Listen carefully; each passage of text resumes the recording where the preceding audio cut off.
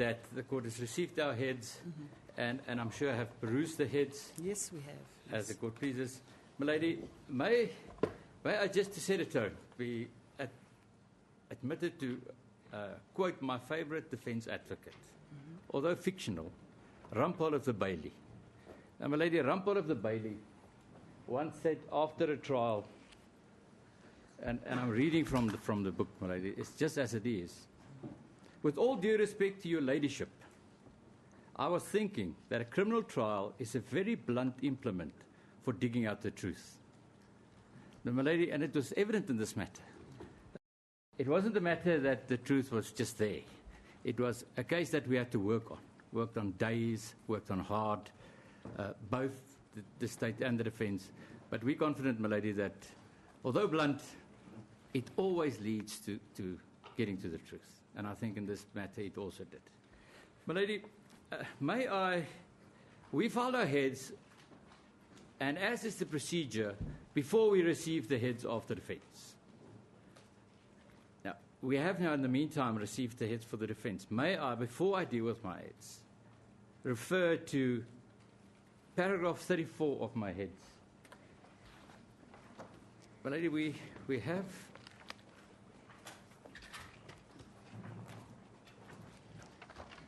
my lady, we will have our heads on the screen, and every reference is a hyperlink to the record if one would need to look at the record. My lady, if I deal with paragraph 34, we say in paragraph 34, the accused vacillation between defences is much like saying to the court that you were not on the scene of the crime, but if the court finds that you were there, then you rely on an added defence, that of self-defence. My lady, I've argued that in many cases, but this is the first instance where, in fact, in the heads of argument, the defence said just that. We have two defences. We want the court to pick one. But it's not two normal defences.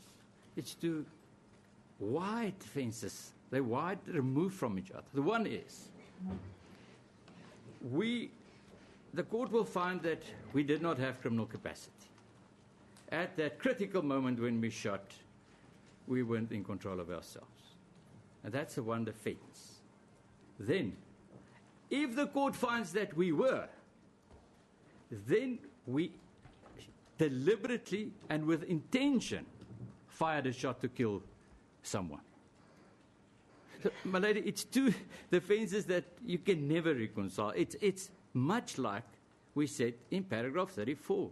It's an alibi, but if we're there, if you find us there, then we acted in self-defense.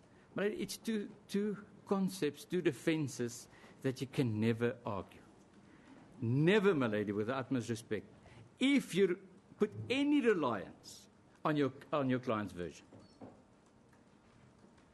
If you say to this court, I don't put any reliance on my client's version, I'm just looking at all the facts, that is, I don't want to say perhaps possible, but let me rather say more possible than when you want to rely on the accused version. Lady, that when we received the defence's heads, and my lady, it's at paragraph 789 of the defence's heads.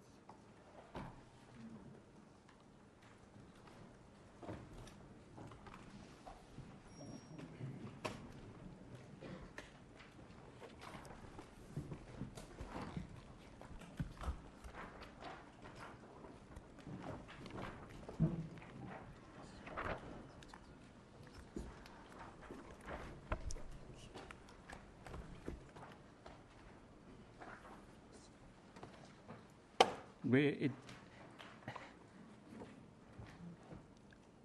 it reads, if the Honourable Court were to find that the accused did not discharge his shots in a reflexive response consequent upon an exaggerated startle, which made him incapable of acting in accordance with the appreciation of right and wrong, or incapable of acting, then the alternative finding can only be that the accused intentionally discharged his shots in the belief that the intruders were coming out. My lady, I didn't act, but if you find I did, please accept that I did so intentionally with a reason. My lady, those two defences cannot be argued. An accused must at least have a defence. But, my lady, this will show how the accused tailored his version, how one defence wasn't possible. And not because of anything but the weak performance of this accused during cross-examination.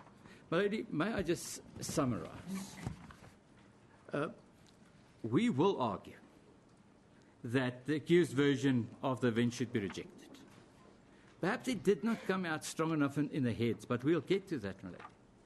If the accused version about what happened that night is rejected, it means, my lady, that there was no perceived intruder whatsoever. You can't have, with the utmost respect, reject his version, but still say, except that there was a perceived intruder. It's either one or the other. If one rejects his version about what happened that night, there was no perceived intruder. Well, if that's so, the objective facts is devastating. We have, and I'll just mention 2 or 3 because we'll get to that. I just want to make it clear that that is our argument. We have, if there's no perceived intruder, the deceased, 3 o'clock in the morning, locking herself into a toilet. We have the deceased, 3 o'clock in the morning, taking her cell phone with her to the toilet. We have the deceased, 3 o'clock in the morning, standing upright, fully clothed, and shot 4 times. There's no intruder, there's no noises, and that is our argument. But the fully clothed part of it, what if she went to bed wearing those shorts? My lady, I'm saying that she had the shorts on. If she went to bed with the clothes she had on, she still had them on when she was in the toilet. Yes. Yeah. It's not as if she... It's very difficult for me to say this in the nicest possible way. It's not as if she just got up from the toilet and before she could dress herself, that something happened. She was fully clothed as in the way that she went to bed. If that is a probability. Lady, may I then deal with paragraph 3 of our heads, where we say that the crime scene was a toilet cubicle inside the bathroom of the home of the accused, and that cubicle was in the bathroom, linked to the accused's main bedroom via a passageway of approximately 5.3 meters. But we will repeat this, that she was shot while standing, facing the accused behind the toilet, a locked toilet door, on many occasions. But it's an important fact. And, my lady, we will say at the end that that is a common cause fact, that she was standing, facing the accused. There will be argument saying that she was standing at a slight angle or something like that. She could have been, there will be argument that she was bent forward. But what we have, my lady, we have Captain Mangena's evidence that measured Polydol A, that measured that the wound during the post-mortem was measured, and that corresponds. We have Captain Mangena saying that she was not at an angle on his reconstruction of the scene. We have the defense admitting that Captain Mangena was a good witness. So, my lady, I'm just saying that we will repeat that. The accused fired 4 shots with a powerful handgun through this locked toilet door. 3 shots hit the deceased. He used high-performance black talon ammunition. which had the effect of ripping through her body, causing major tissue trauma and a subsequent death. I think it's not in dispute that the deceased died as a result of multiple gunshot wounds. My lady, in this matter, there were only 2 people in that house. One was killed. There's one survivor, and there was no onus on him, on the accused, to testify whatsoever. It's not our argument that he bears any onus whatsoever. But, my lady, in electing to give evidence, one would expect him to give an honest account, an honest version of what happened. If he elects to give evidence and is found to be a lying witness, that is of his own doing and not because of an onus. I know that there's argument that he does not have an onus, and we deal with that. My lady, in our opening paragraphs, we also indicate that the accused faces 2 counts of negligently discharging his firearm in a public place. In January 2013, the accused was with his friends in a restaurant during the busy lunch hour, and he asked Mr. Fresco to pass him his firearm under the table. A shot went off hitting a floor tile. Shrapnel caused an injury to Mr. Larina. May I pause here, my lady, to at this early stage just mention the times and dates that we have in this matter. We have September 2012, state's version firing shots through the sunroof of the car. We have January 2013, the discharging of the firearm in Tashas. We have 27 January 2013, the first of the long WhatsApps. We have 7 February 2013, the second of the long WhatsApps. We have 7 days later, 14 February 2013, we have the murder. It's issues, cases, counts that happened in a short period of time. If one just take from January 2013 to 14 February, there's a negligent discharge of a firearm January 2013 and a murder in 14 February 2013. Lady, we make the point, paragraph 10, the accused discharged a firearm in a restaurant full of patrons. We say that perhaps more disconcerting is the fact that the accused asked his friend to pass him a firearm under the table whilst there were a child seated at the table right next to him. We deal with, in paragraph 11, of what happened in the car. We deal in paragraph 12, my lady, of the possession of the ammunition. We will deal with this in detail later. But at this early stage, we would like the court to take note of the fact that the accused has, from the shooting incident in September 2012 until the shooting of the deceased, displayed a blatant disregard for the laws and the lives of others. Because, my lady, one cannot see Tashas as anything but. It's a blatant disregard. Handling a firearm in a restaurant full of patrons. My lady, in paragraph 15, we will get back to the metaphor we used there. We say that in keeping with the profession of the accused as an athlete, we argue that the accused was on a relay run. He started the relay run with a baton. Lady, you have to hand over the baton to the next athlete to complete the race. But if you drop that baton, and if you stumble and lies cause you to drop that baton, which the accused did, you cannot complete the race. You started the race by giving evidence. You have to complete the race, my lady. Without that baton of truth, you cannot complete the race. We say, my lady, it's a state's case that the accused was a deceitful witness. The court should have no difficulty in rejecting his core version of events, not only as not reasonably possibly true, but in essence as being absolutely devoid of any truth.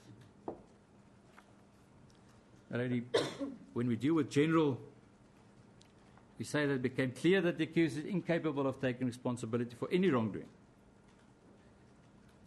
And it's our argument that his attitude is that he's always the victim of circumstance. He pleaded not guilty to all the counts. It's perhaps apposite to summarize the defenses of the accused to some of the counts and to indicate how the accused refused to take any responsibility and would always place the blame for his actions somewhere else. Lady, in doing it, we just mention it, and it's not a complete analysis. It's just as a general introduction into what we will argue. The accused version: I cannot be blamed for firing the 4 shots through a locked toilet door that killed the deceased. I'm unable to say why I shot, but I cannot be blamed. Although I had the firearm in my possession when a shot went off in Tasha's restaurant, I did not fire the shot, I did not pull the trigger, and we have to blame Mr. Fresco for handing me a loaded firearm. About the 20 September incident, the witnesses are lying. I never fired a shot through the sunroof of a car, and although ammunition was found in my house, I blame my father. It is his ammunition. Lady, may I also pause here? There will be argument about the anxiety of the accused, that he was an anxious person. Now, what is interesting, my lady, is that the anxiety did not present itself when they were stopped by the Metro police officers on the way back from the Vaal. Not at all. Quite the opposite. He wasn't anxious. He challenged the Metro police officer. He engaged with the police officer about what he was doing with his gun. Not an anxious person being worried and scared of the police being there and finding my firearm. We say, my lady, that the anxious nature of what the accused would want the court to believe is anxiety on call. When I need to be anxious, when I need somebody to accept my anxiety, I have it on call, anxiety on call. My lady, in paragraph 20, we deal with the failure of the defense to corroborate essential elements of the version of the accused. There was extensive preparation. Things that were put to witnesses were never used. We're not saying that counsel should be blamed for it. The only person that should be blamed for that not being done is the accused, because he tailored his version. My lady, there were experts called in respect of sound. Mr. Lynn.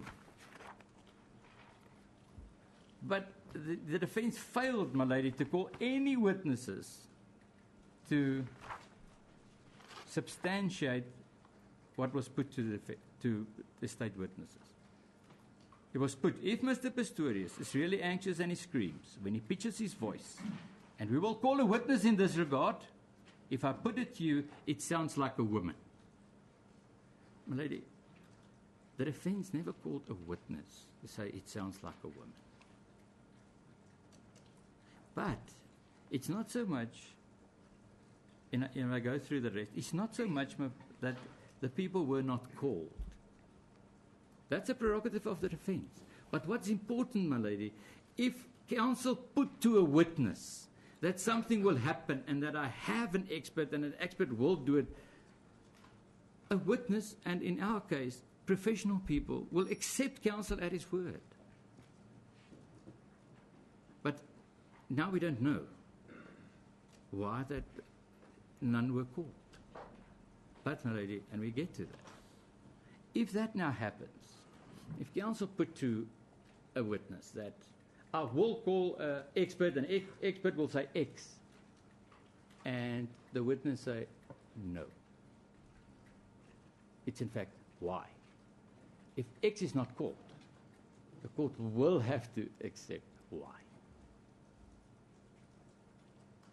Because the option was always open to call X. and it never happened. My lady, may I ask that we just open the first hyperlink?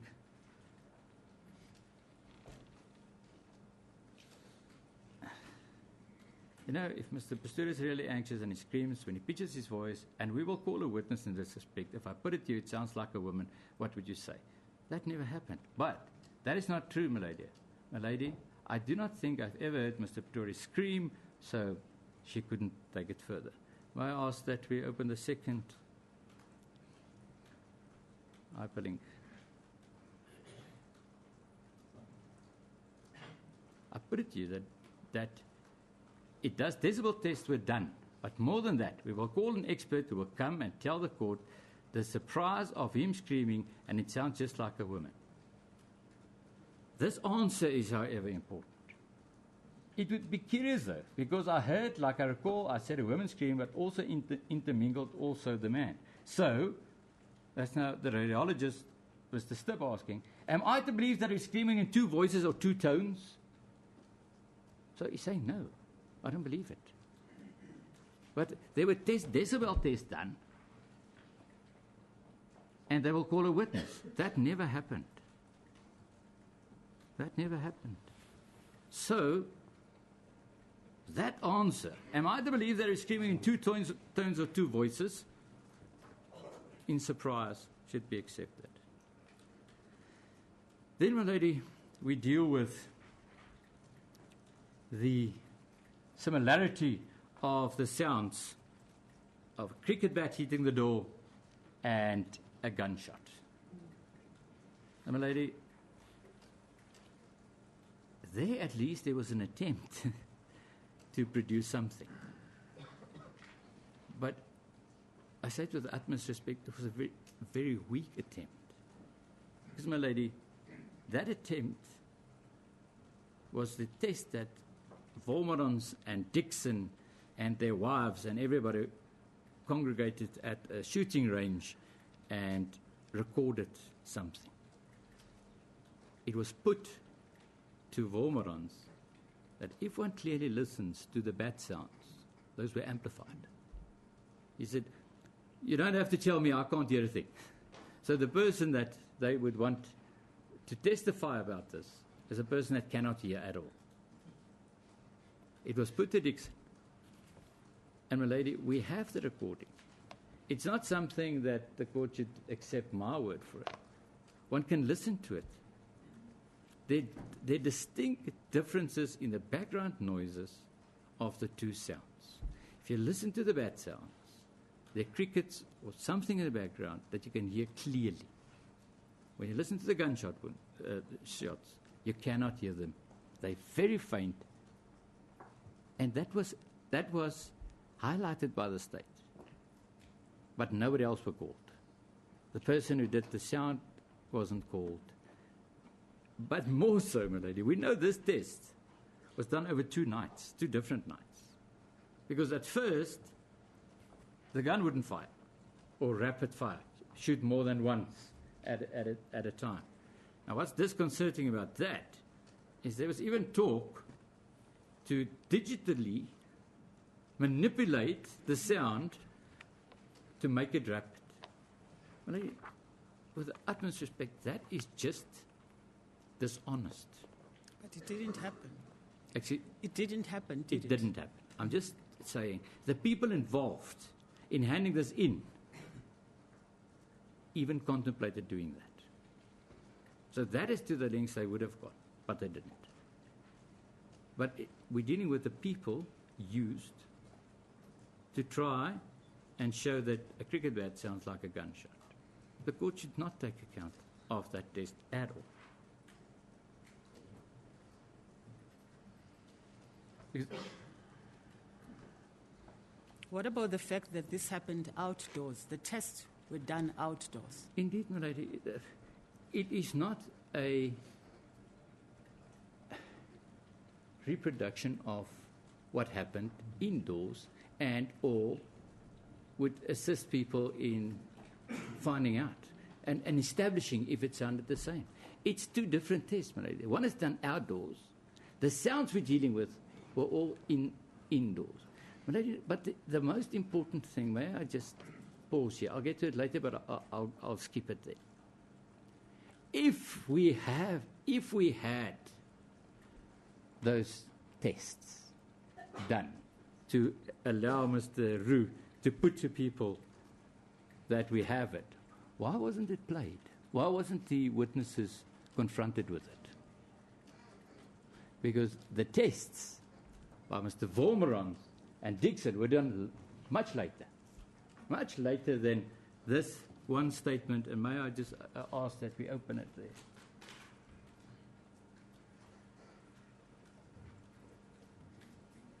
Let us assume that cricket bat hitting the door so hard that you can hear it 3 times sounded to you like gunshots. And there are more instances, already. But the tests were done later, not before the trial started. There's another aspect. And the accused testified that there was a recording made of him screaming. He never listened to the recording, but there was a recording made of him screaming. The defense would call a next-door neighbor to imitate what she heard while sitting with a recording of the accused screaming. That does not make sense, Melanie. Why not play that recording to the witnesses?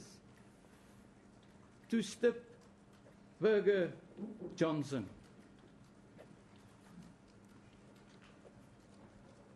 Melanie, the only inference to be drawn is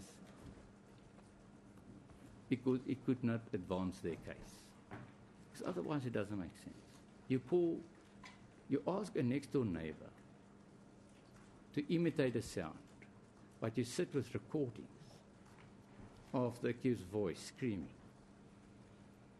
Really, the only reasonable inference is that it could not advance their case. Already then, we deal with, may I ask the court then to, what was the last one? May I just deal with the last aspect? My lady, the last aspect at paragraph 20 is Mr. Roux putting to the witnesses that if a female screamed in the toilet, you cannot hear it at your house. He said that to Berger. May I just ask that we open that?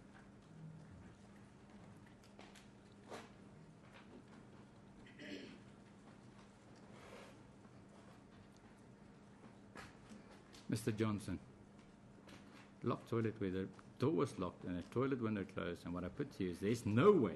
Forget about whether there was the houses built in between or not, because you can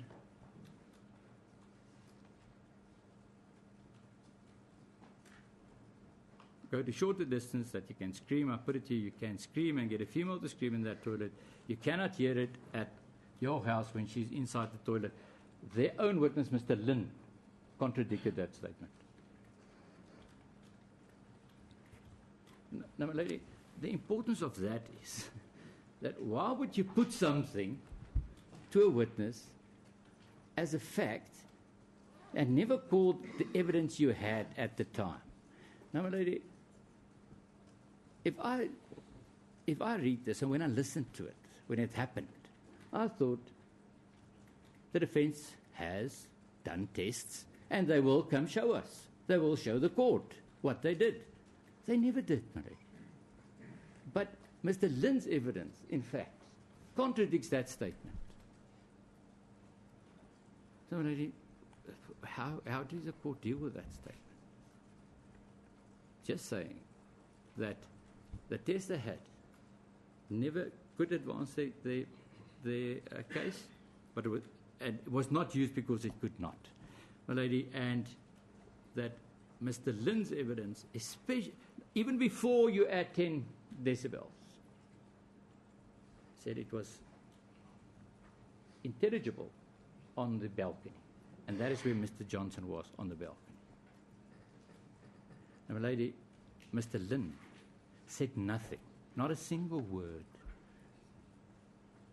in his test that he did about anybody's ability to distinguish between a woman and a man's voice. He said there are no scientific proof that you're able to do that. But in his table that he drafted and the decibel test he done and the calculations, he never dealt with that question, and he never answered that question. He was given 2 questions. The second question was, would you be able to distinguish between the screams of a man and a woman? He said, no, I never dealt with that. But it was put.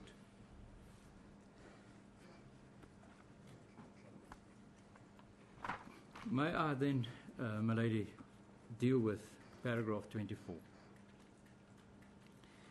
I'm going to deal with the accused plea, his bail application, plea, and his evidence in chief. Now, before I deal with that, my lady, the state had no input. It was not answers under cross-examination or in a statement. It's the accused giving an affidavit in the bail court. It's the accused giving his plea explanation and the accused giving his evidence in chief.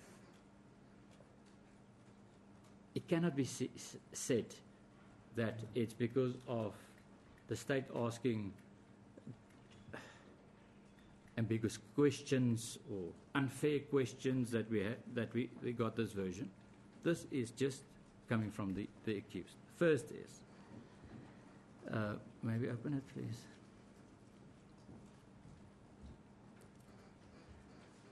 I felt vulnerable. I felt extremely vulnerable. I knew I had to protect Reeva myself. I believed that when the intruder or intruders come out of the toilet, we would be in grave danger. I felt trapped as my bedroom door was locked and I have limited mobility on my stumps. I fired shots at the toilet door and shouted to Reeva. My lady, there is no way of interpreting this sentence any way but say, I deliberately fire shots into that door. One cannot interpret it any other way. I fired shots at the toilet door. That's a positive action of firing. The only inference, my lady, that one can draw from that, and with the utmost respect, is the only inference, my lady, is that he fired with an intention to fire at the door. Now that's bail. Then, my lady, we deal with his statement in terms of Section 115 of the Criminal Procedure Act, plea explanation. Whilst I admit that I inflicted the fatal gunshot wounds to Reeva, the occurrence was indeed an accident, in that I had mistakenly believed that an intruder or intruders had entered my house and posed an imminent threat to Reeva and me. The discharging of my firearm was precipitated by a noise believed to be the intruders or intruders coming out of the toilet. So, my lady, what is of utmost importance is just that sentence. Is the discharging of my firearm was precipitated by a noise, and the noise is described. Believed to be the intruders or intruders coming out of the toilet to attack me. Now, my lady, if we deal with the defense number 1,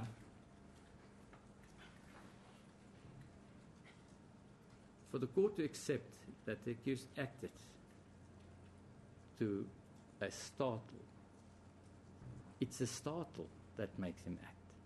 But we have it different. We have it put here that it's not a startle, it's not a sound, it's not automatically when I heard a sound. It's I discharged my firearm because I believed the intruders or intruders coming out of the toilet to attack. Then, my lady, we go to his evidence in chief. And then I heard a noise from inside the toilet, what I perceived to be somebody coming out of the toilet. Before I knew it, I fired 4 shots. My lady, no. When I drafted the heads and I got here, I thought, but that is enough. We have 3 different versions already by the accused himself. I fired with intention. I thought they were coming out, and I discharged my firearm and was precipitated by noise. And before I knew it, I fired 4 shots.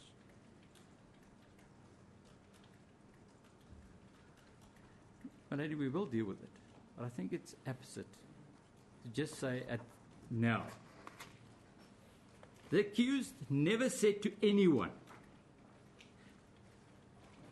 that got to the scene, that he spoke to, it was an accident. The shot just went off. He never said, I didn't want to shoot. He never said, I don't know what happened. He said, I shot Reeva. I thought she was an intruder. We have the exact quotes, and we'll get to that. But it's important to now know that he never said it was an accident, or that the shot just went off, or I don't know what happened. He never said that.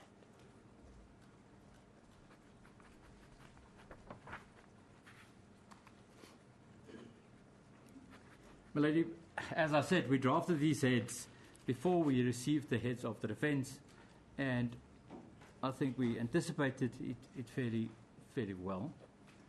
At paragraph 27, we anticipate that the defence might rely on the evidence of Professor Derman, and therefore we pause to illustrate the glaring contradiction of the version of the accused for the evidence of Professor Derman about the all-important third startle. Because Derman viewed the 3 sound startles as important. Now, Professor Derman would not, could not, and did not indicate that the accused explained to him that he thought there was somebody coming out that door. The defence wants to rely on his evidence. He even went so far, my lady, as to say, I never investigated the accused reaction to the start, or what the sound was. It wasn't important. I just wanted the sound. Lady, but it's important.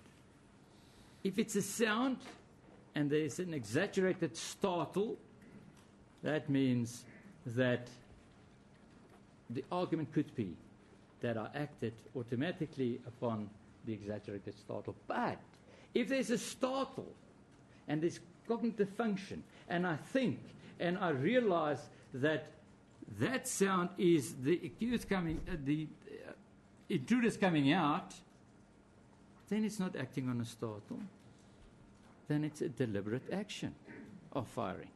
So that's what's important if we deal with the sounds. Now, it became quite apparent when we deal with the all-important startles and sounds, my lady, that the accused tailored his version. He tailored his version from, I heard movement in the toilet. My lady, may I just ask Captain Morrison?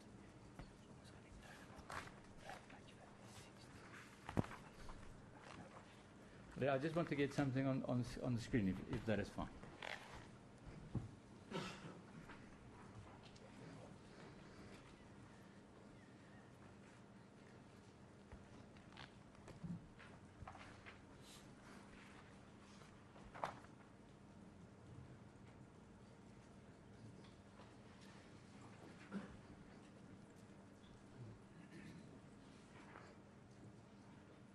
There we go. I heard it said, just go up. I'm going to read that then. Door was closed. I did not see anyone in the bathroom.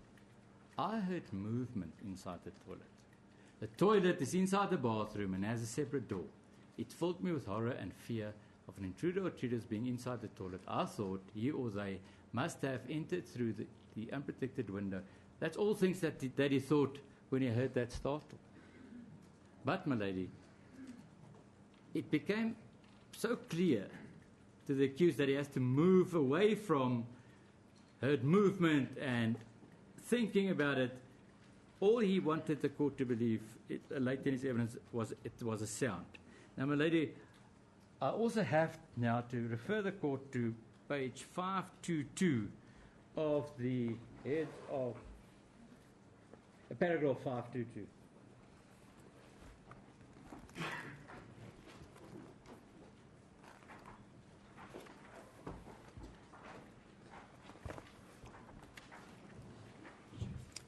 Which heads?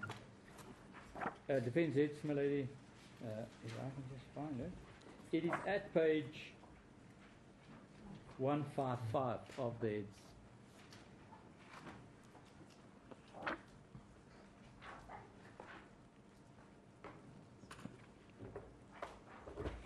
My lady, paragraph 522 reads, he heard a noise emanating from the toilet. Now, my lady, noise and movement, in normal circumstances, I wouldn't read it so carefully. But in this instance, we have to. Because there's a difference between hearing movement and hearing a noise.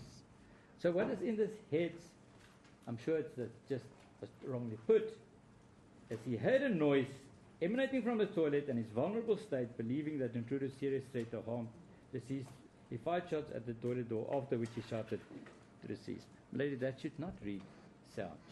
He heard movement. And he thought about the movement. If we get to defense number 1, that becomes important. Now, my lady, Professor Derman, on the other hand, was so intent on not prejudicing the accused that he tied himself in knots in trying to explain that sentence that we have there. He heard a third sound, which he subsequently believes to have been the magazine reactors. Open that, please. No. And then he tried to explain what he meant by subsequently. And, my lady, his answers to that was just poor and would be rejected. But, my lady, it's important because it shows a person that is biased and not an expert that would explain to the court his findings and what he made of his expertise. We carry on there at that paragraph, my lady, dealing with a specific issue. Although the accused version at paragraph 30 is littered with contradictions, it's apt to refer to a specific version where the accused clearly indicated that he had never deliberately fired shots into the toilet door. We do so, my lady. Accused continue with the explanation of the murder of the deceased as an accident. But, in an attempt, my lady, to tailor his version to support his plea explanation, he tangled himself into a web. When I asked, what was the accident? The accident was that I discharged my firearm in the belief. The discharge was accidental, my lady. I believed that somebody was coming out. Now, my lady, that in itself is defense number 2, putative self-defense. If I believe somebody's coming out, and I believe my life is in danger, and I take action, that could be defense number 2. But, my lady, he accused himself was confused between which defense he must now pick during his evidence. If that is true, if what he's saying, if the court accepts just that sentence, my lady, with the utmost respect, that a discharge was accidental, my lady, I believe that somebody was coming out, then defense number 1 would not be possible. That he acted automatically, and that he acted because of a startle, because he did not.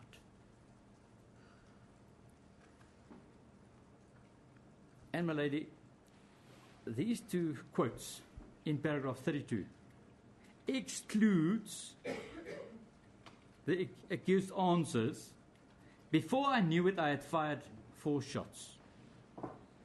It excludes it, my lady. You cannot read the accused answers into those 2 quotes.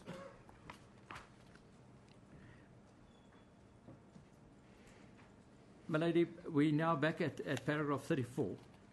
I've dealt with it,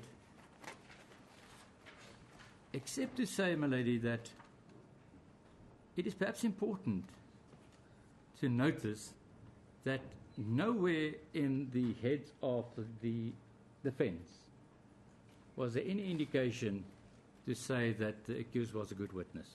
Nowhere.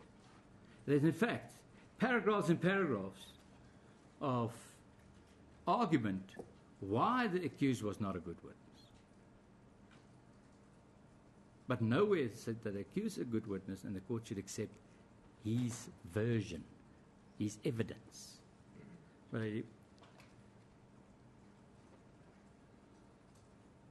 they go so far as to say the accused's ability in the witness box have been compromised. That is page 164, paragraph. I wrote it badly.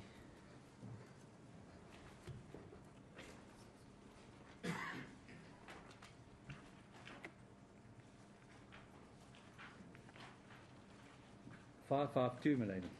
The above facts can leave no doubt that the ability of the accused in the witness box must have been compromised. That's an admission that the accused was not a good witness. And then, my lady, the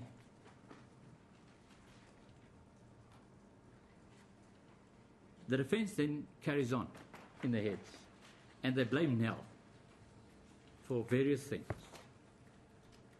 Now, one thing they blame Nell for is that Nell called at 166, my lady, page 166, paragraph 554.5. Mr. Nell repeatedly called the accused a liar. My lady, I checked the record, and I can't challenge anybody, but it would be good if we can find where in the record I repeatedly called this accused a liar. It happened once, my lady. I did a search. It happened once. The court reprimanded me.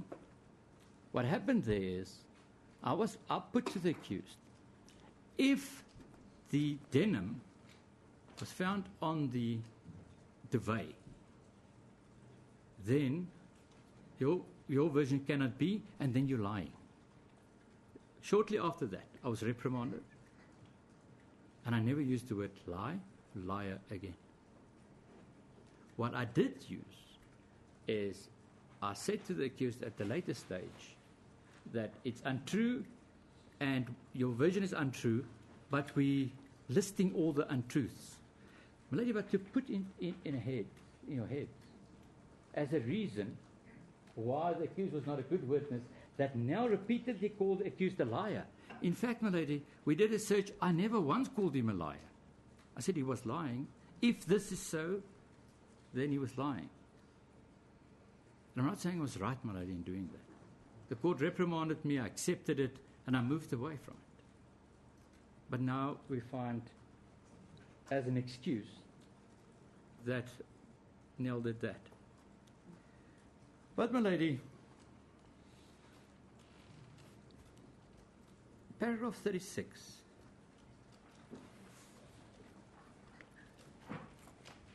is one of the more important paragraphs in our heads.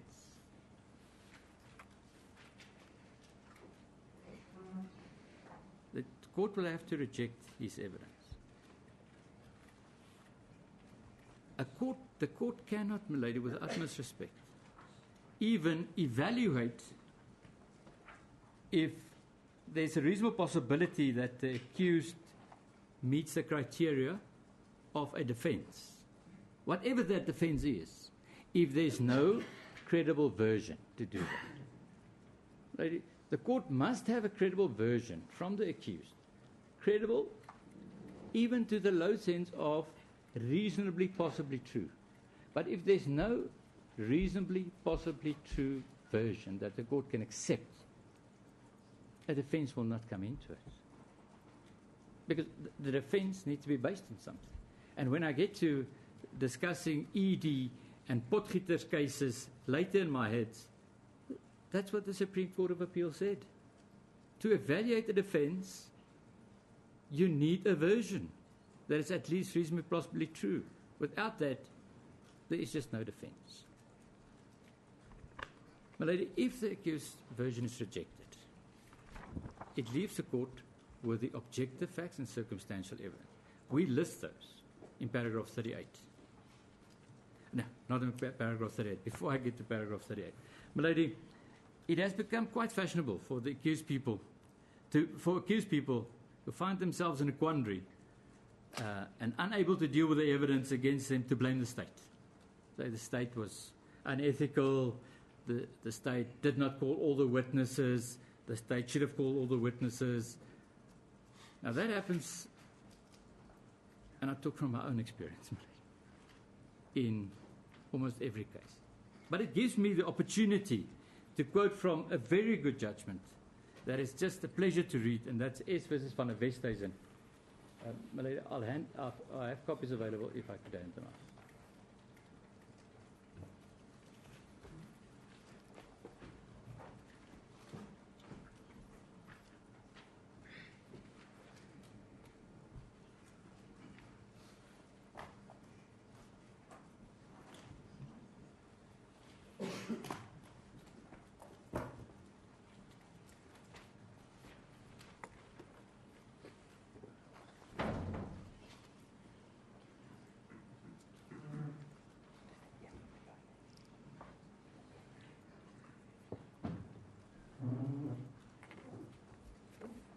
Malay, may I just confirm with my dear?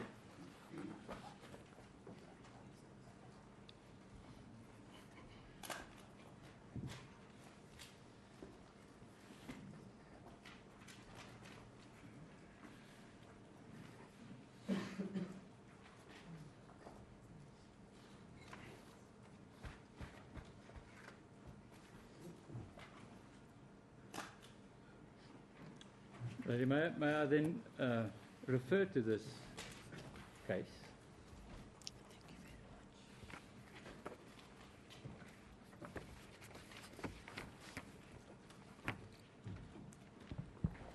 And more particularly, my lady, it's page 33, paragraph 11.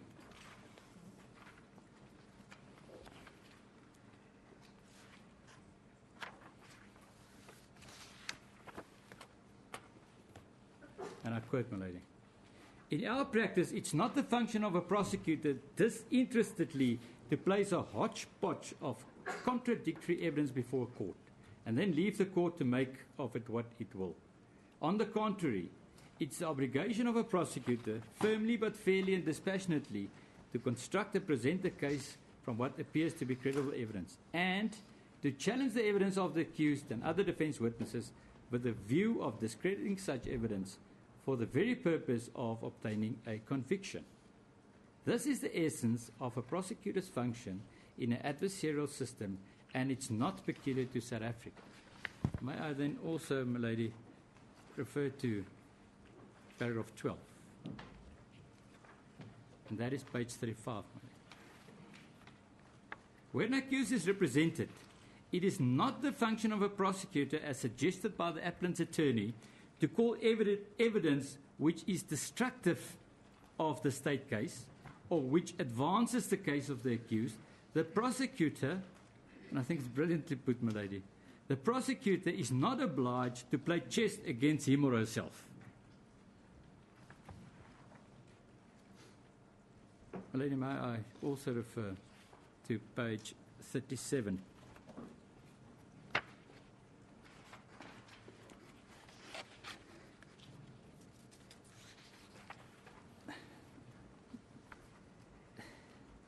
It's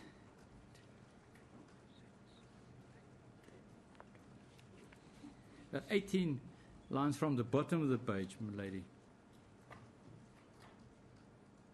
"It would therefore, for example, not be necessary for a prosecutor to draw attention to a specific witness's statement favourable to the accused in the dossier made available to the defence, for he who runs may read."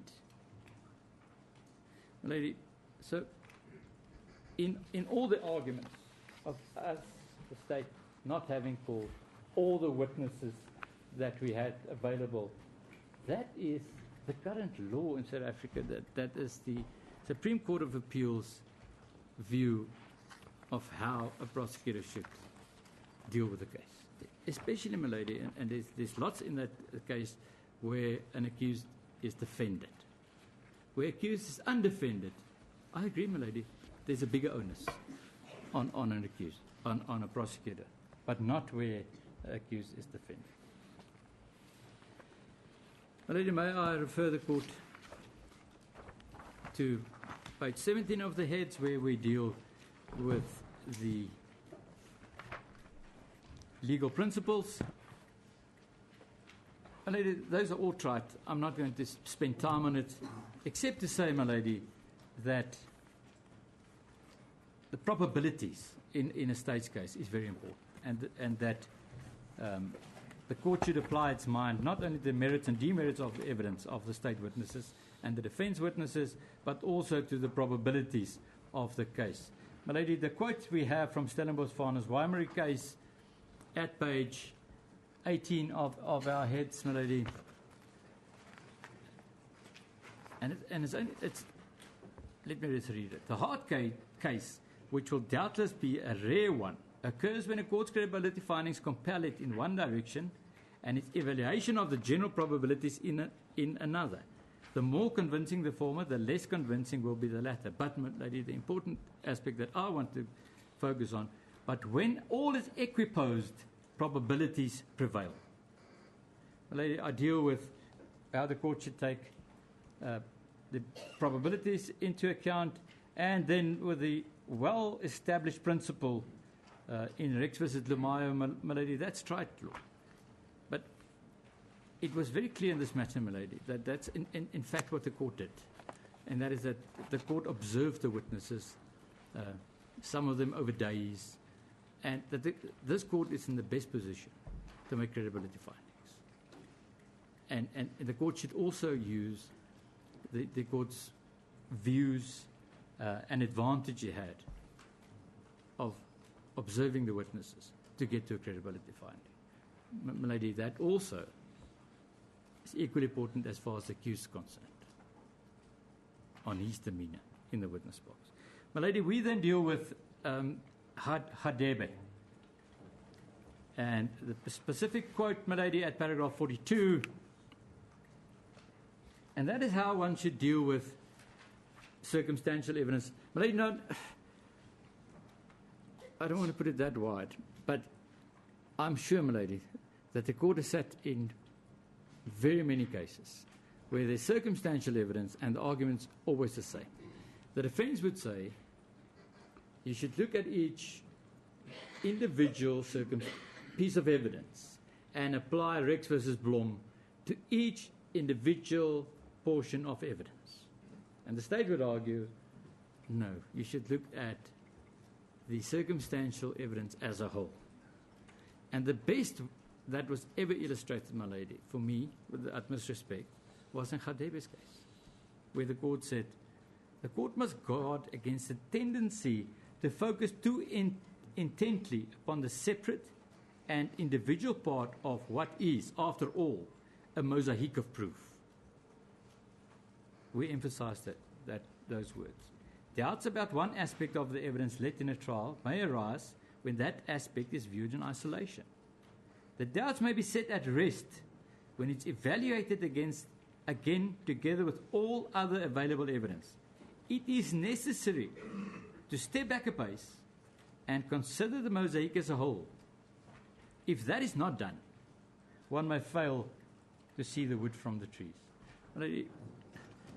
I just cannot put it better than that, of how the court should deal with circumstantial evidence.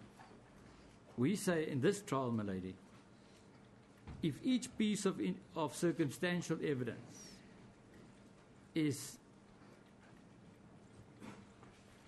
weight, if the weight of each piece of circumstance is that of a feather, if you pile that on the scale, all the circumstantial evidence and all the feathers, my lady, the scale will convincingly balance in favor of the state.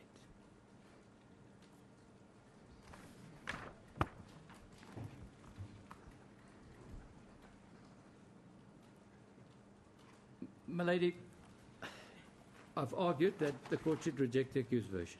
If the court rejects the accused version, the court will rely on the state's case and the circumstantial evidence and objective facts. Now, we've listed those, my lady, at paragraph 43. We also received the defence's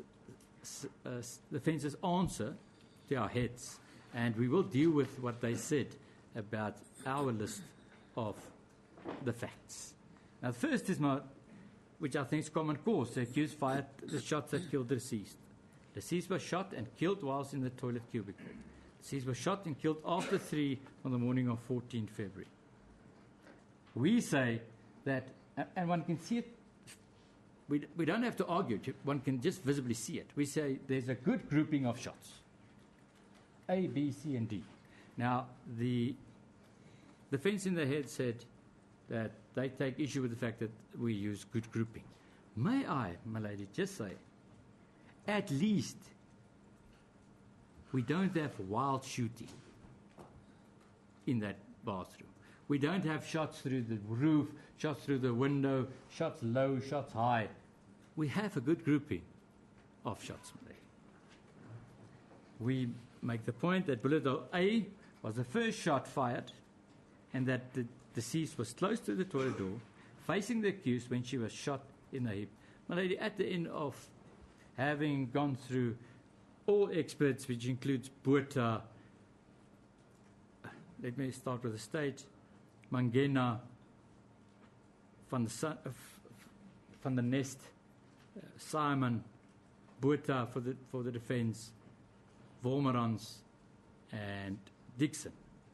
Everybody accepts that the first shot fired was A. Lady, now, there will be argument that it's not important or it's not possible to reconstruct a scene.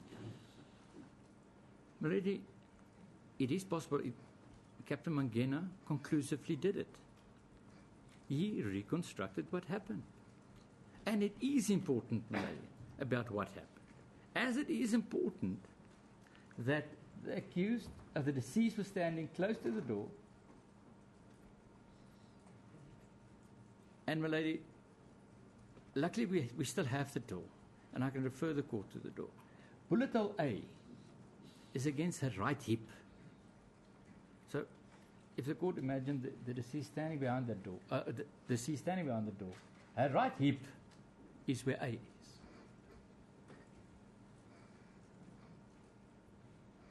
My lady, we make the point again that the deceased was fully clothed.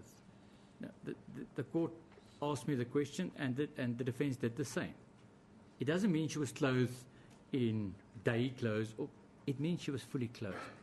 She had her pants on, she had a vest on, she was fully clothed. We say that the accused used black talon ammunition.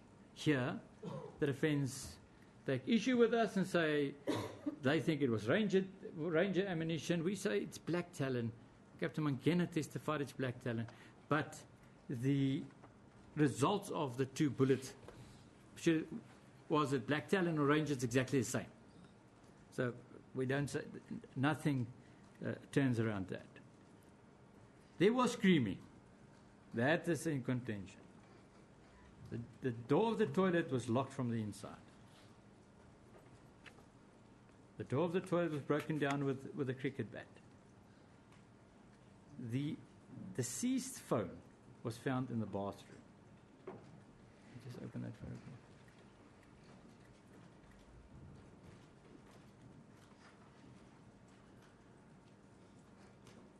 That's where the deceased phone was found. The accused phone was found in the bathroom. Lady, that was when everything was lifted up. It was under a towel in that bathroom. But those were found there. Lady, before I move away from these points, at page 2466, my lady, Mr. Wolmerans agreed that Captain Mangena linked bullet hole B to E and ricochet F. He said that he was not able to do that. That is Vomerang. He could not link B or any of the others, A, C, and D.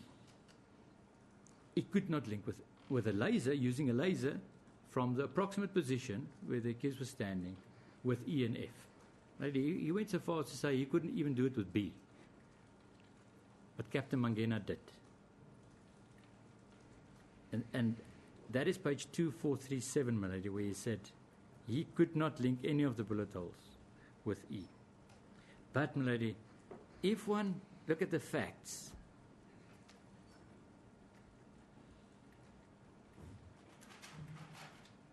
Mr. Vomerang testified at page 2465 that the accused was in the normal firing position with sight alignment as far as bullet hole B is concerned.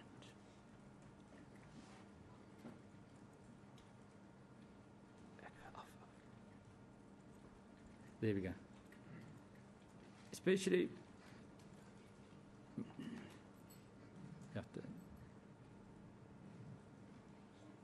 that, my lady.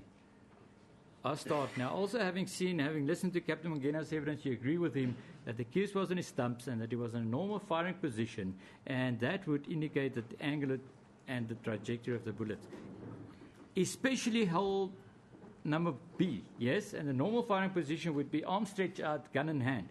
As I explained to you, my lady, where you have got sight alignment.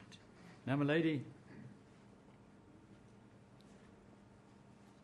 he explains sight alignment in his evidence by saying you have in line the eye, the back sight, and the front sight of the firearm using. Now, that is aiming, my lady. That is just aiming.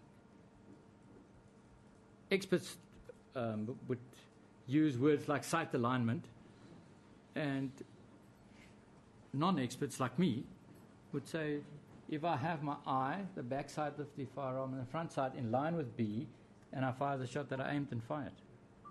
Now that is also a factor, my lady, that should be taken into account. Now, what the defense did with this particular evidence in their heads, at page 199, my lady,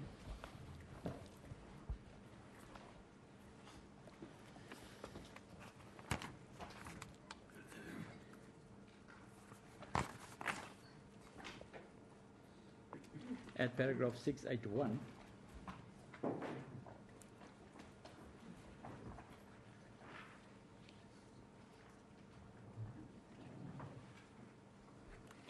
the state contended that Vomerang's evidence was that the accused aimed with one of his shots. Vomerang did not say that the accused aimed intentionally when he fired the shot.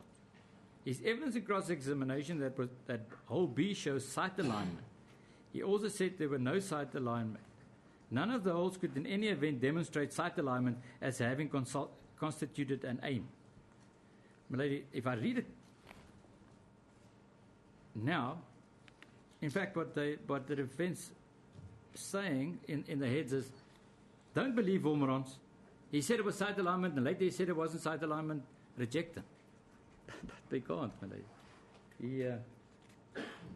That's their witness. Their witness, and he explained sight alignment. The sight alignment is aiming. He's saying, their witness, saying that the accused aimed when he fired B. If I turn the page, my lady, to page 21, the accused used his other phone to make phone calls from the bedroom area and later from the kitchen area. The defense denies that the accused made phone calls from the bedroom area. I don't understand where and where he phoned Stander then from. And if he did not phone from the bedroom area, did he go down? Did he phone Stander from the kitchen area? Because my understanding was that at least he phoned from that area for help. So, my lady, I say that our inference is still the inference that should be accepted. The accused said to people who arrived on the scene that he thought she was an intruder.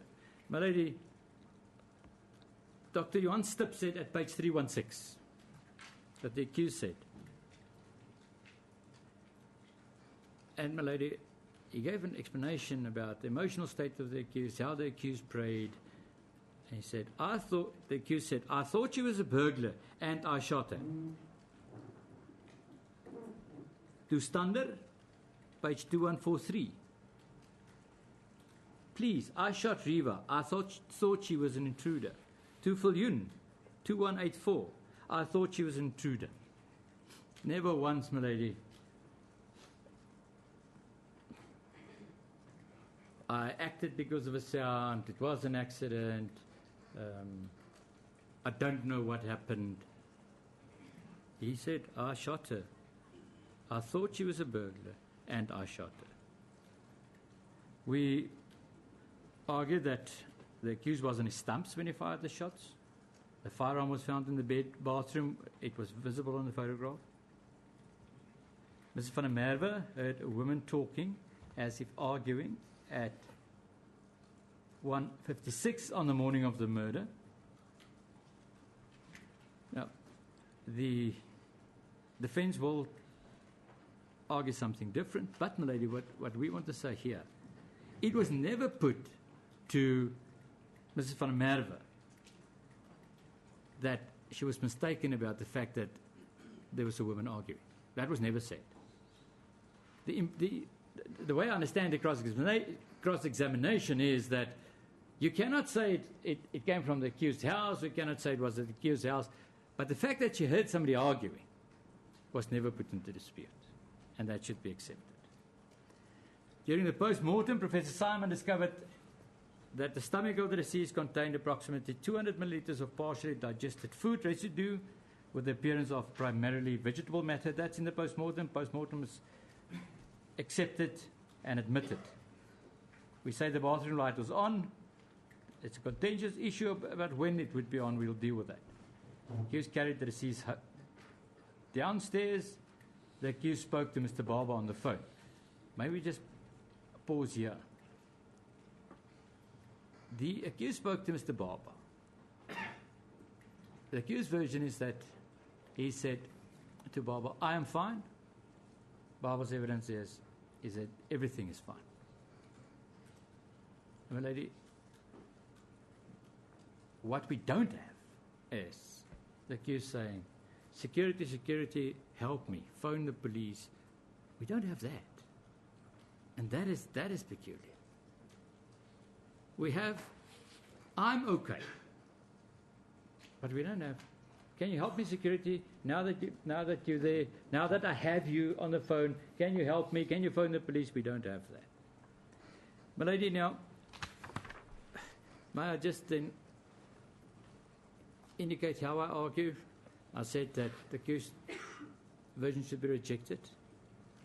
I dealt with his plea and his bail application, and I said that if his version is rejected, the following facts will remain, and that's why we discussed the facts. So, in the absence of anything else,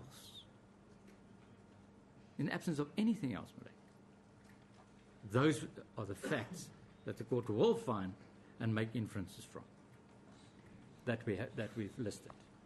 Now, my lady, the accused version at page 21.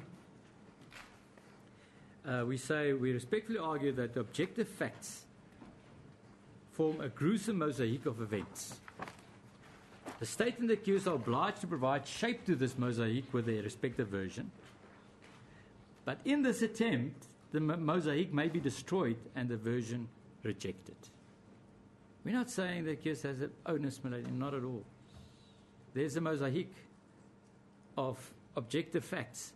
If he wants to explain and tell the court how that should be interpreted, he elected to testify. And during his evidence, he destroyed the mosaic, my lady. We make the point that the accused was an appalling witness. My lady, at paragraph 45, we will deal with this version in more detail, but in summary, we argue that it was vague, his responses argumentative, and that his mendacity was perhaps best exemplified with his evidence that although he recalls the detail of his encounter with the Mercedes on the highway, he cannot recall who fetched him from Rhapsodies. Now, my lady, this is the instance where I burst out laughing. I apologize then and I apologize again. I should not have had. But, my lady, the mendacity was so strike that nobody would believe the accused. That he would remember all the detail, but he would not tell the court who fetched him from the Rhapsodies. We say this can in no way be seen, Malay, as anything but untruthful. And then the court, and we'll ask those questions later. Why would he lie? Why would he lie about something like that? Lady, I think that the defense quoted the case to say that sometimes accused persons would hide behind an untruth version because they think it's better for them. Better for them in which way? Because the state would not be able to follow this up or to interrogate it a bit more. I just cannot remember. That's the end of it. So that's why his mendacity was so striking. We say, my lady, the accused did not present himself as someone striving to give a truthful version, but rather someone who was tailoring a version and was more concerned with the implications of his answers. Was more concerned with the implications than the truth. We say that Professor Derman exhibited similar tendencies. The accused was more concerned with defending for his life, than entrusting the court with a truthful account that fateful morning. My lady, paragraph 47, we say, the most devastating aspect of the accused evidence is his inability and failure to contest the veracity of the scene photographs and the evidence of both Colonel van Rensburg and Warrant Officer van Staden. So as to the condition of the scene prior to the commencement of any investigation. Equally devastating is the vagueness of his version as to how and when the police would have tampered with the scene. Lady, may we pause here and deal with the defense heads, where they say there were many more witnesses present that day, and the state failed to call them. They were made available, my lady. The defense failed to call them. But, my lady, what did the state call? The state called the first policeman on the scene, Colonel van Rensburg. The state called the photographer that took photographs of the scene as it was between 5:58 and the last photograph taken, my lady, before the scene was investigated was at 6:30. So, my lady, we have the first policeman on the scene and the photographer. My lady, the state cannot be blamed for not calling other witnesses because, my lady, there was nothing put to van Rensburg about tampering of the scene that would have caused us to call somebody. It was never put to van Rensburg, I put to you, that fan was not there. That fan was, in fact, at a different place. It wasn't put at all. It was never put that the duvet was not on the floor. It wasn't put to him. If that happened, my lady, of course, then the state would be obliged to see how they can. But as far as tampering is concerned, all we had was the bat having moved a millimeter or so, which, if one look at the photograph, I don't think it is so. We let evidence ourselves of the gun having been picked up. But that's all, my lady. About the main bedroom, there's no tampering, even alleged. Then, my lady, we say he failed to demonstrate that the scene was contaminated, disturbed, and tampered with. The version of the accused will be served a severe blow, a fatal blow. should the court accept the evidence of Colonel van Rensburg and Warrant Officer van Staden. My lady, if the court accepts that the scene as depicted on photograph 55, we'll get to photograph 55, can we just open it, please? If the court accepts that that's a true reflection of the scene discovered by van Rensburg, the court will have no option but to reject the accused's version. His version cannot be reasonably possibly true if that was the scene on the morning of 14 February. If the fan was in front of the door, the duvet was on the floor, and if the denim jeans were lying on top of the duvet, the accused mosaic would lack any cohesion. There's just no version. That cannot be explained. It's impossible to explain that. Added to that, if the court accepts Mrs. Stipp's evidence that the bathroom light was on immediately after even the first set of sounds, and if the court accepts Professor Simon's evidence that the deceased had something to eat within 2 hours prior to her being killed, the accused mosaic is reduced to nothing more than a smudged canvas. There is then nothing left, if the court makes those findings. But what I find interesting is that in the heads of the defense at paragraph 506,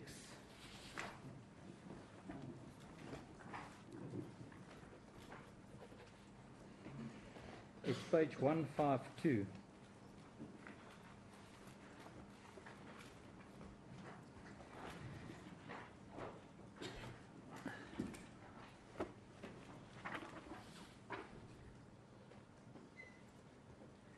The conclusion made by the defense and what they will argue to the court is, all of the above shows that the conduct of the police leaves one with no comfort or certainty as to what the position of the fans were when the police arrived on the scene.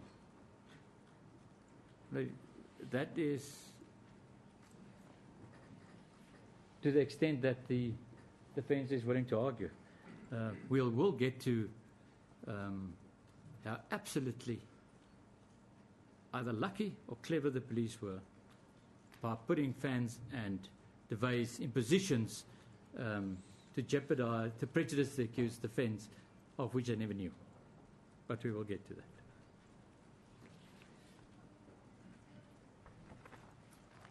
My lady, when we intend to deal with the discrepancies, contradictions, and the deceitfulness of the accused evidence, and we say, my lady, at paragraph 54, not every untruth that was told during his evidence is significant. But we will intend to point out how the accused was obligated to present incongruities and deceits to support a tailored version. My lady, that's a fact. The defense quoted case law. Not every lie is important. But, my lady, except if you can show why it's important. And that is what we will do. And coupled to this, my lady, the accused admitted that his evidence consists of a combination of what he could remember and a reconstruction of the events based on the records furnished by the state, gleaned from the state witnesses. That in itself, just that where the admission by the accused saying, I reconstructed, my evidence consists of a reconstruction of the scene. Should warning lights go on in evaluating the evidence of the accused? Because what the court would want is for the accused to give us his version of what he remembers of what happened. We again argue that the accused did not approach his evidence as an opportunity to share with the court what he could remember, but rather, as he terms it, he was defending for his life. But, my lady, he, however, made it clear that from the time that I went to sleep to the time that I took Reeva's life, there was no reconstruction, which is not true. and we'll show that. But in his mind, there was no reconstruction.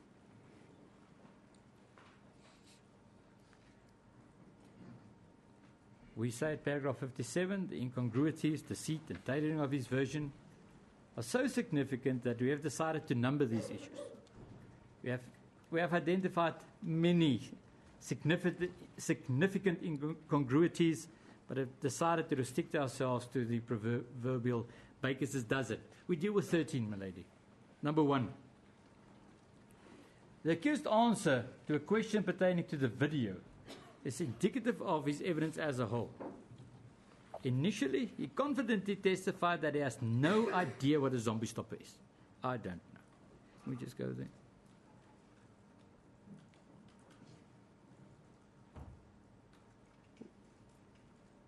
What's a zombie stopper? I have no idea what a zombie stopper is. Have you ever been in the presence of a person using the word zombie stopper? Not that I can recall. Have you ever seen a video of yourself in the presence of people referring to a zombie stopper? I've never seen a video of myself where someone in a video has referred to a zombie stopper as far as I can remember. So we deal with it. Upon realizing that he may be caught out in a lie, because the first answer is clear. I have no idea what a zombie stopper is. Have you ever been in presence of somebody? I cannot recall. So the accused now realized there's something coming. And then, not as far as I can remember. He later conceded, my lady, that in that video, he was the person that used the words. He was the voice saying those words. It's a lot softer than brains, but it's like a zombie stopper. My lady, for a person to tell you, I don't know what a zombie stopper is, to admit that I used the word zombie stopper is too huge a gap for the court to accept. It's just a lie. The accused never thought that we would get to that video or would be able to show it. We say it's incomprehensible that the accused would have no idea of the meaning of words which are clearly in his vocabulary and which he evidently used. His evidence is simply fallacious. In this instance, he never foresaw that the state would produce this video. But, my lady, it's a lie. That is true. But it's also an indication of the nature of his evidence. At first, strong, I've never heard it. Then realizing something's coming, I cannot recall as I recall. And that was throughout his evidence. Number 2.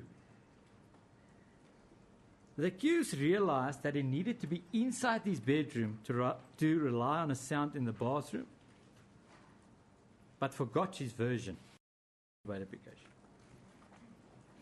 He was adamant, my lady, that he never went onto the balcony to retrieve the fan, and that he was not on the balcony when he heard a sound. But he then volunteered by saying, I was at the amplifier when I heard the window open. The accused made it clear. If somebody said, I went onto the balcony to fetch the fans, that would not be true.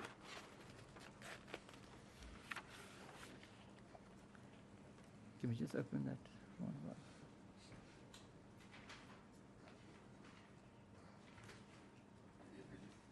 And the next one.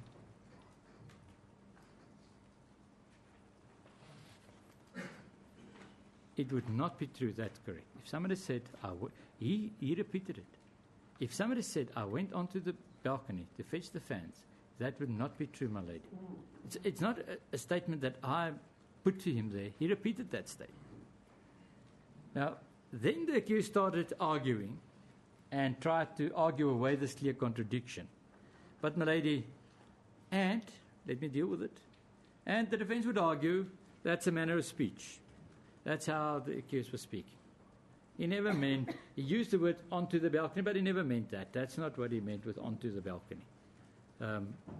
But, my lady, even on the defense's version that it's a manner of speaking, it's an erroneous use of the word onto, they don't deal with Advocate Roos' challenge to the investigator to test his version that he was on the balcony. Can we just open that?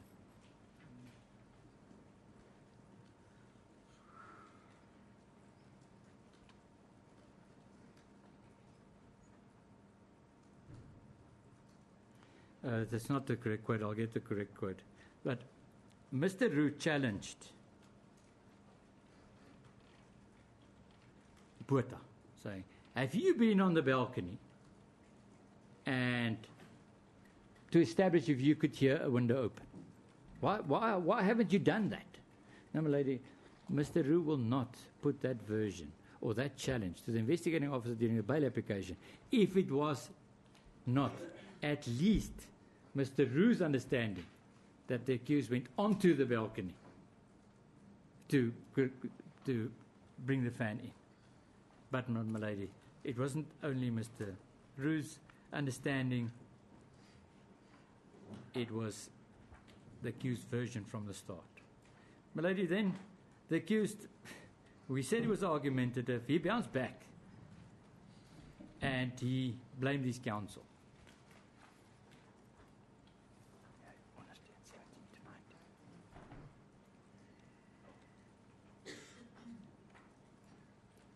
But the mistake here was his. Well, that is it. Now listen to the question. The mistake here was Mr. Roos. Yes, that's correct. So, my lady, he blames Mr. Roos for putting that version, say Mr. Roos was wrong. Now, it's very strange because in the heads, the defense are saying, Roos wasn't wrong, accused was wrong. It's the wrong use of the word onto. My lady, this becomes nothing else but an attempt to cover an untruth. He, in the bail application, said he went onto the balcony to retrieve a fan, and now he had to put himself into the bedroom, and it's not true. My lady, we say it's not convincing, but it's not uncommon. There's lots of accused people that whenever they find themselves in a quandary, they would blame the counsel. But, my lady, the accused wasn't done. It was still bothering him. And he then pretended that he misunderstood my question. And can we just open that?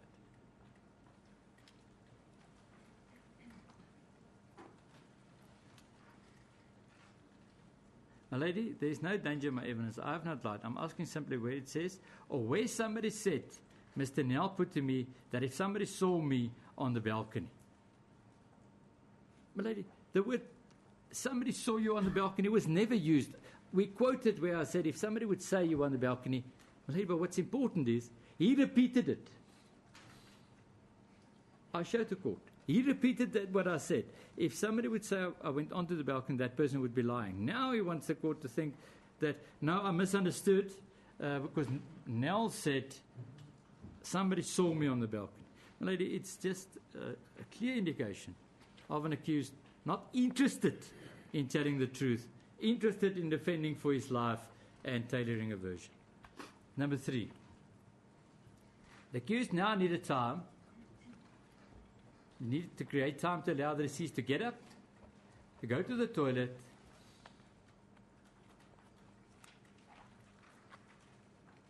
and he had to be inside, and because he is now inside the room, he had to create a version about the second fan.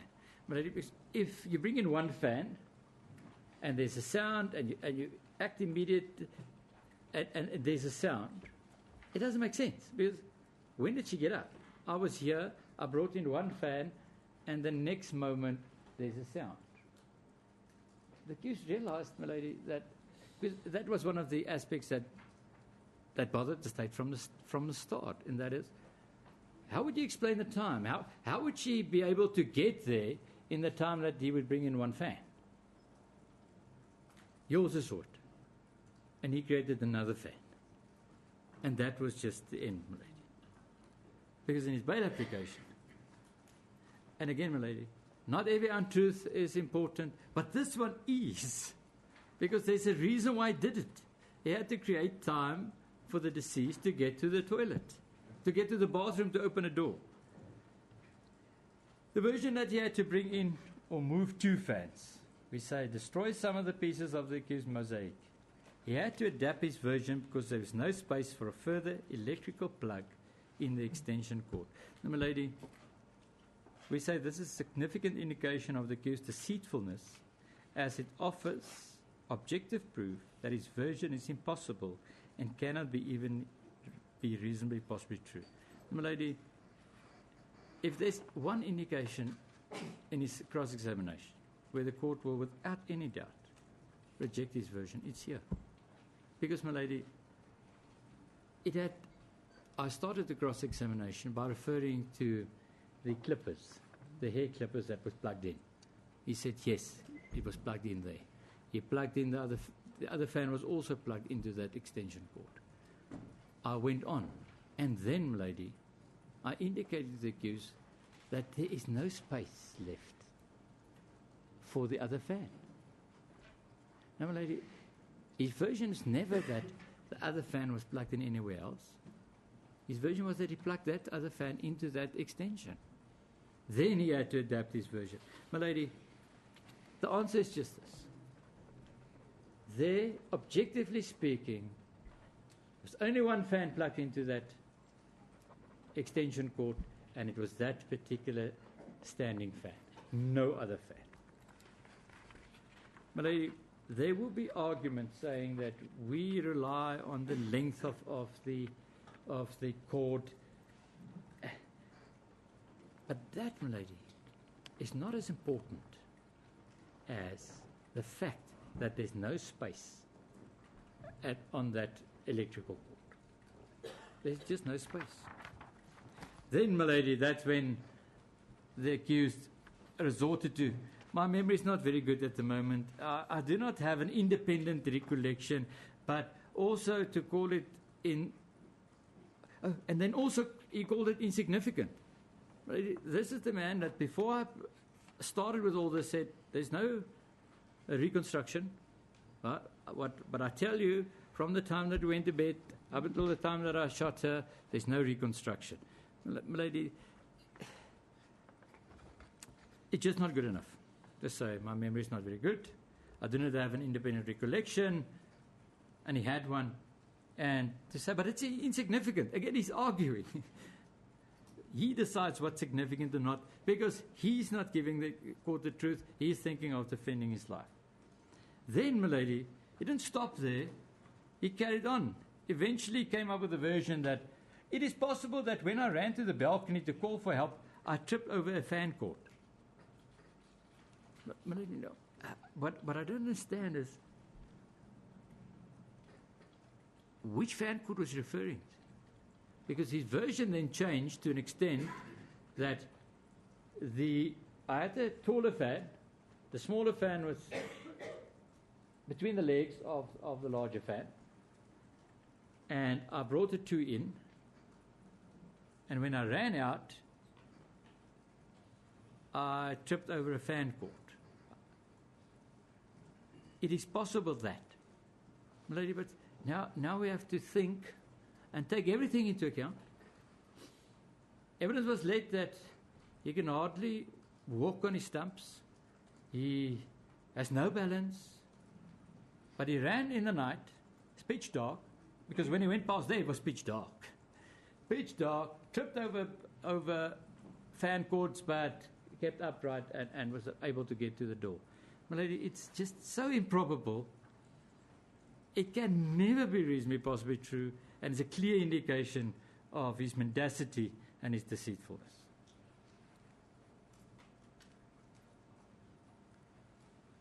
Number 4.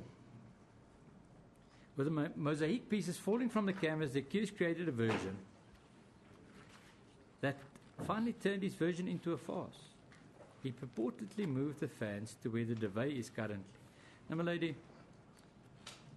the defense very kindly referred to this paragraph of mine as nonsensical. I make good sense of it, my lady. But seriously, in the response they say this is nonsensical. But let me try and explain it. The bringing in the fans created the impression that you bring it in to close the door. During cross-examination, the accused moved those fans to where the duvet is. Can we just open? He said, he never put the fan there where that fan is in photograph 55. He moved the fan, and we refer to the duvet and points on the duvet where he put that fan. And not one fan, my lady. He first put the smaller fan next to the bigger fan, both of them in front of the bed. But, my lady, that was so improbable that he would bring those fans in that far that it can never be reasonably possibly true. Never, my lady. Now,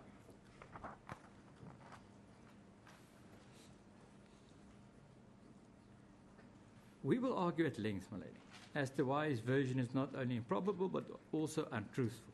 But the main argument is, my lady, and the point I have to make is, if Mr. Roux had this version, if the defense had this version, that the fans were moved to where the duvet is, and the duvet was not there, why was it not put to Van Rensburg? That is not answered, my lady, and can never be answered.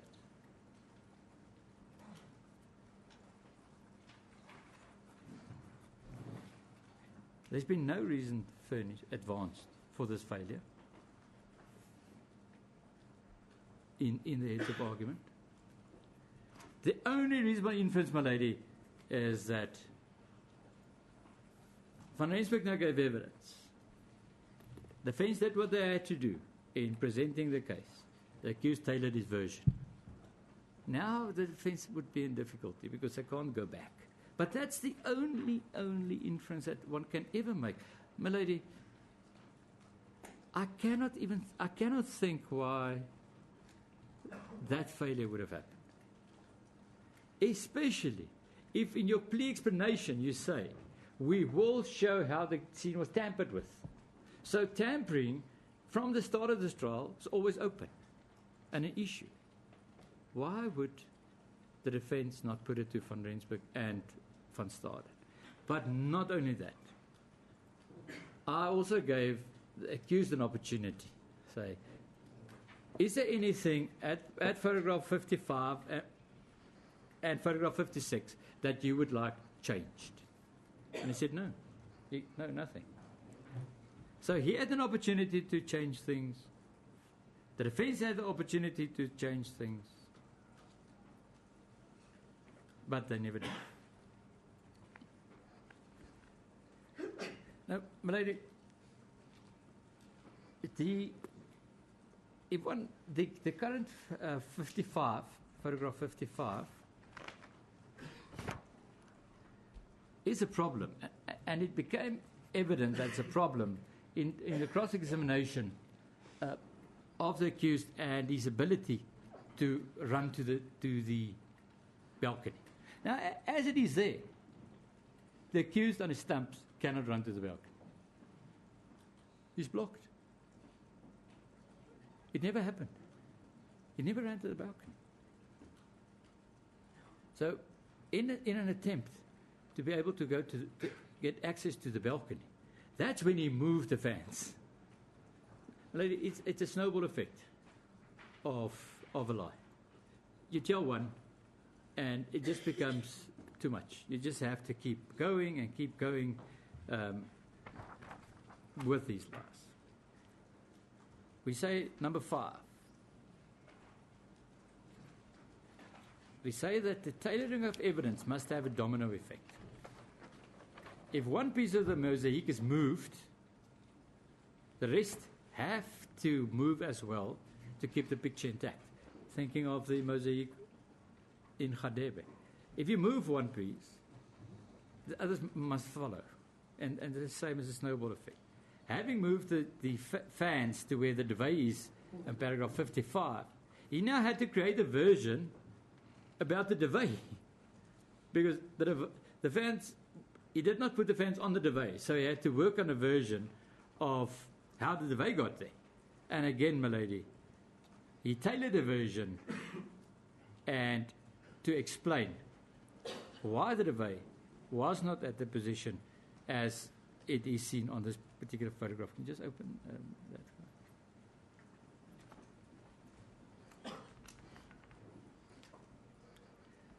It was put, okay, so you would walk over the duvet there to get to the denim. I would not have walked over the duvet because the duvet was not on the floor. Lady, again, it's not a version, it's a knee-jerk reaction to the improbability of his version becoming clear. Was the duvet not on the floor? No, my lady, the duvet is not on the floor. How did it get onto the floor? I'm not sure. No, but did you put it on the floor? As I said, my lady, the duvet was not on the floor. Did you at any time put it on the floor? No, I did not. So somebody must have done it. It's not you. That's correct. It's not Reeva. My lady, the duvet was not on the floor. My lady, so what I'm trying to indicate is that the domino effect of lies. My lady, it's just been indicated that we should perhaps take a tea adjournment now before I get to the number 6. What's your time? 11:14, my lady. We'll take our tea break.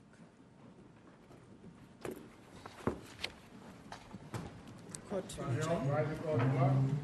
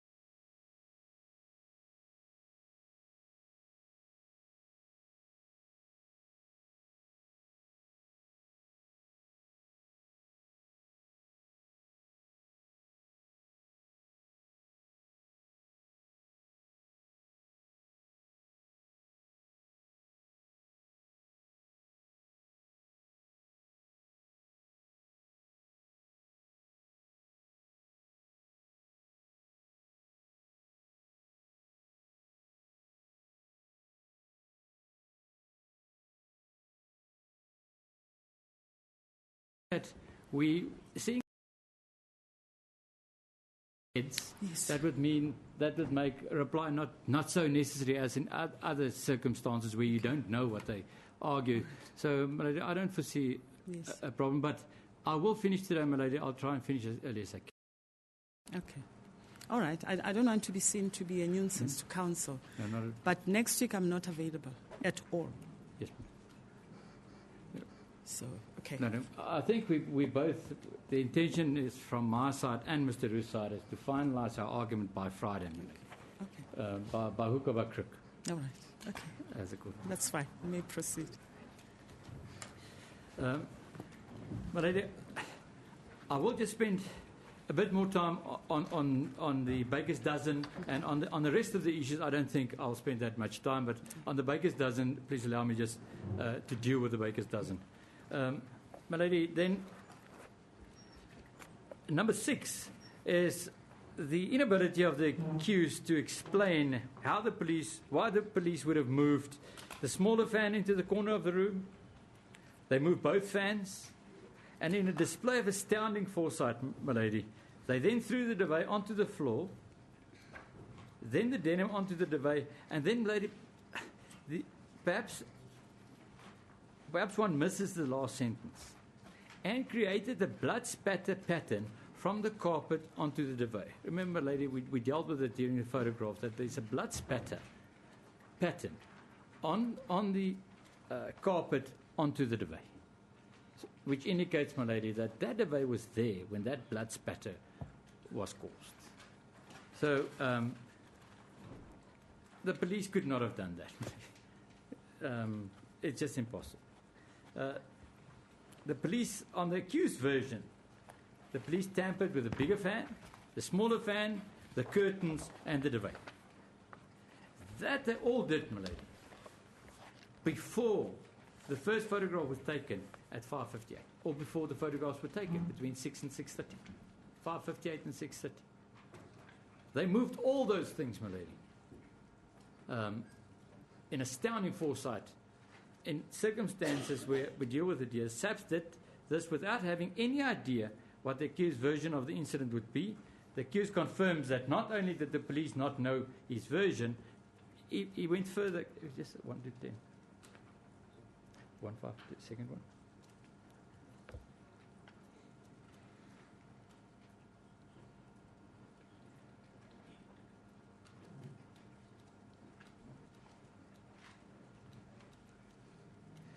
My lady, but the accused indicated, I think I have the wrong quote again, I will find it, that they had no idea of what his defense was. Can you just open 21 to 25?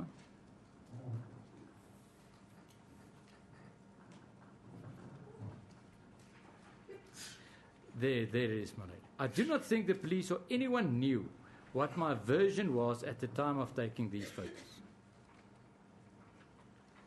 My lady, one can never entertain a conspiracy like the one that the court will have to entertain if the defense would convince the court that the police did this, that they placed the fans in exactly position, and that in the end prejudices the accused case, and that in the end will lead to the rejection of the accused version. The conspiracy is just too complicated and impossible. It was inexplicable why the defense would take warrant officer for starting to task on the cricket bat that may have moved a millimeter but not indicate how the police had contaminated, disturbed and tampered with the scene. Now, if that is inexplicable, then it's incomprehensible that the major changes of the scene was never taken up with Colonel von Rensburg. My lady, the only reasonable inference is that the accused tailored a version as he continued with his evidence. My lady, I say it with the utmost respect, counsel cannot be blamed for this. If that was the accused version to counsel, that the fans were where the duvet is, the duvet was not there, counsel would have taken it up. We cannot blame counsel for this, my lady. We can only blame the mendacity of the accused. Predictably, my lady, the failure to deal with the duvet on the floor, because now the accused had to do something with the duvet, and that led to him placing the duvet on the bed. When we had that on the screen, when the duvet was dealt with first, he said, I don't know where the duvet is. It just wasn't there. I don't know where it was. I didn't see it. But now, when this all came out, he had to place the duvet somewhere. Contradicted himself. But, my lady, now he said in number 8, initially the accused claimed that he did not see the deceased when he got up. I did not look down. I had my head in my hands. Now, my lady, those were all responses to questions saying, where was the deceased? As an explanation why I did not see the deceased get up, he answered, it was pitch black and it was behind me. My lady, now, that must be at the time that he was at the music center, the amplifier. But why would he give that answer? Because he didn't know when she got up. Because when he got up, she was still in the bed, according to him. He walked around the bed, brought the fans in, and there was long cross-examination about when did she get up and when didn't she get up and from what side of the bed she got up. Then you would have seen her. But he picked this answer. When asked, why did you not see her get up? He said it was pitch black, indicating that he tailored the version to indicate that she got up after he closed the curtains. Because otherwise, why would he give this answer? There could be no other reasonable explanation. Without even a blush, my lady, the accused tailored the version to explain why the duvet was not in the position as on photograph 56. Let's open it, please. And then said, the duvet was on the bed. Then later, when he realized how unconvincing his evidence was, he reverted to, I don't remember where on the bed, bounced back to explain, Reeva had the duvet under the bottom part of her, over the bottom part of her leg, and he had to move the duvet over when he got out of bed. My lady, just that. When at first he was cross-examined about the duvet, he didn't know where the duvet was, he couldn't answer. But now he remembers that he had to remove the duvet out of the way when he got out of bed. It's such a clear tailoring of a version that the court will have, with the utmost respect, no option but to find that that's what he did. In his attempts to prevent the domino effect on the mosaic pieces, the accused changed his version. I could see the duvet going up. That is all I could make was a silhouette. I presumed that it was her legs. But all these lies caught him up. Because if he saw the duvet over Reeva, then he saw Reeva when he got up. But when he got up, he said he had his hands in his head in his hands, he never saw her. And to put the duvet back on the bed, he had to explain that he had to move it out of the way. He saw a silhouette. She was under the duvet. But it was just so many lies in such a short period that the snowball effect became so evident. You tell one lie, and you have to continuously build on it, and it just becomes ridiculous. We say that the reality of the contradictions regarding the fans, duvet, and denim, we'll deal with the denim, but later, in the absence of him convincing the court that the police move it all, will inevitably lead to a rejection of his version. Lady, I was just deal with this in 2 minutes. His version about a perceived intruder cannot be reasonably possibly true. His version about it being pitch dark cannot be reasonably possibly true if the scene is as depicted on photograph 55. By photograph 55, there's one fan, the curtains are open, we know that the balcony light was on. He was never at the amplifier wanting to cover any light. It never happened, my lady. If that is the scene, the accused version never happened. And then we only have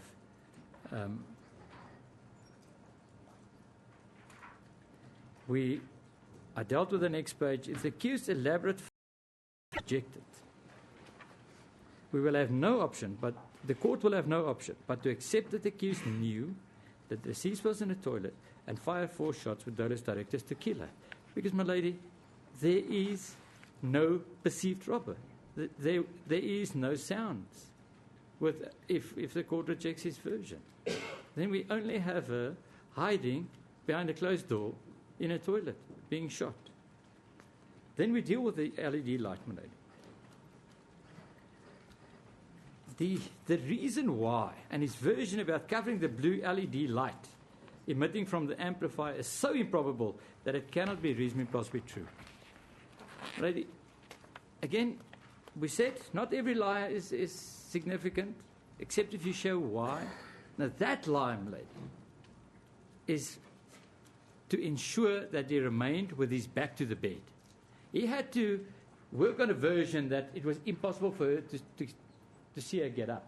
So he had to, at all times, have his back to the bed. He brought in the 2 fans, and now with his back to the bed, he wanted to cover the blue LED light. But why would he want to do it? Why would he bother? My lady, it never woke him up, the blue light. He never said it bothered him. When he woke up and he closed the curtains, why would that now have bothered him? If it was emitting no light, as he wanted to tell us, the court said no, it was just a small light that bothered him. Why would he do that? And it never happened. It's a tailoring to keep his back to the bed. My lady, we then carry on by number 10. The time and position adaptation created a further domino effect that's more devastating to his version that he could have foreseen. It must be impossible, my lady, on his version, for the denim, which he had in his hands, to land on top of the duvet if the duvet had not already been on the floor. We dealt with that during the trial. We repeat our arguments here, my lady. It is clear that the duvet landed on top of the denim landed on top of the duvet. In this instance, the defense would argue that Van Rensburg testified that the denim was next to the duvet. At first glance, that's what it looked like. If one opens the photograph,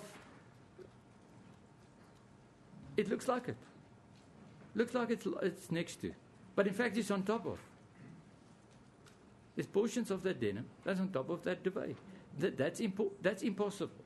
Maybe because then the police would then have had to pick the duvet, take the duvet from the bed, put the duvet down, first move the fans away, then put the duvet down, then pick the denim up and ensure that a portion of it's on. And if that was what the police wanted to do, why did Van Rensburg not say it was on top of it? We say in the next paragraph, this is an aspect that the accused cannot explain. It's however significant because it's perhaps the straw that breaks the camel's back as far as the tailoring of the evidence to fit his version is concerned. When he was confronted, my lady, his real attitude came to the fore again. When he was confronted of why the police would have picked up the denim and put it on top of the duvet, he referred to the movement of the cricket bat and the fact that the firearm had been picked up and replaced, not dealing with the questions.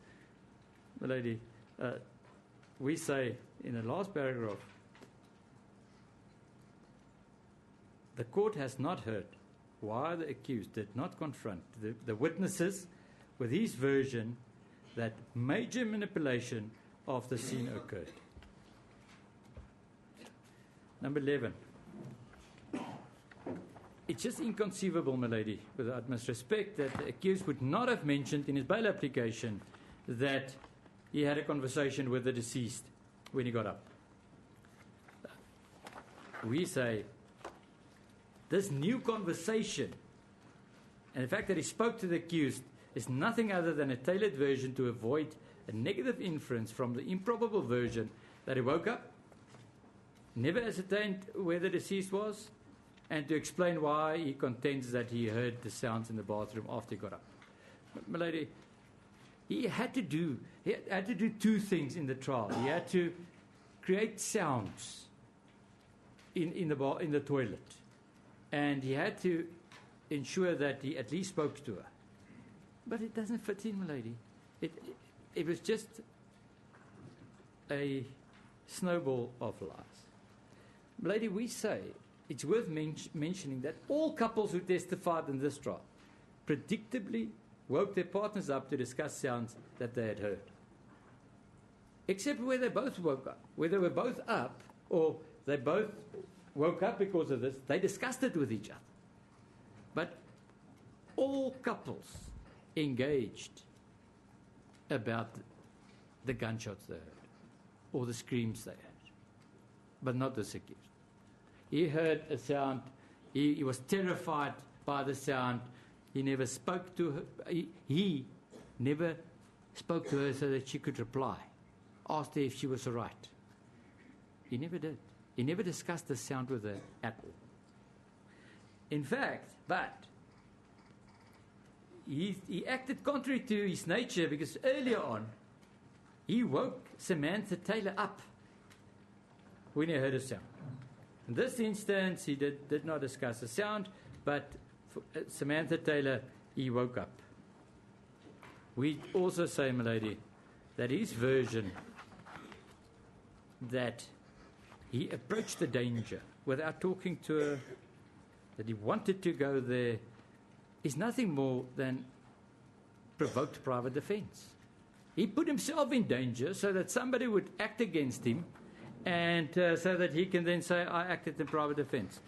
Milady, court will not accept that he acted in private defense in provoked circumstances.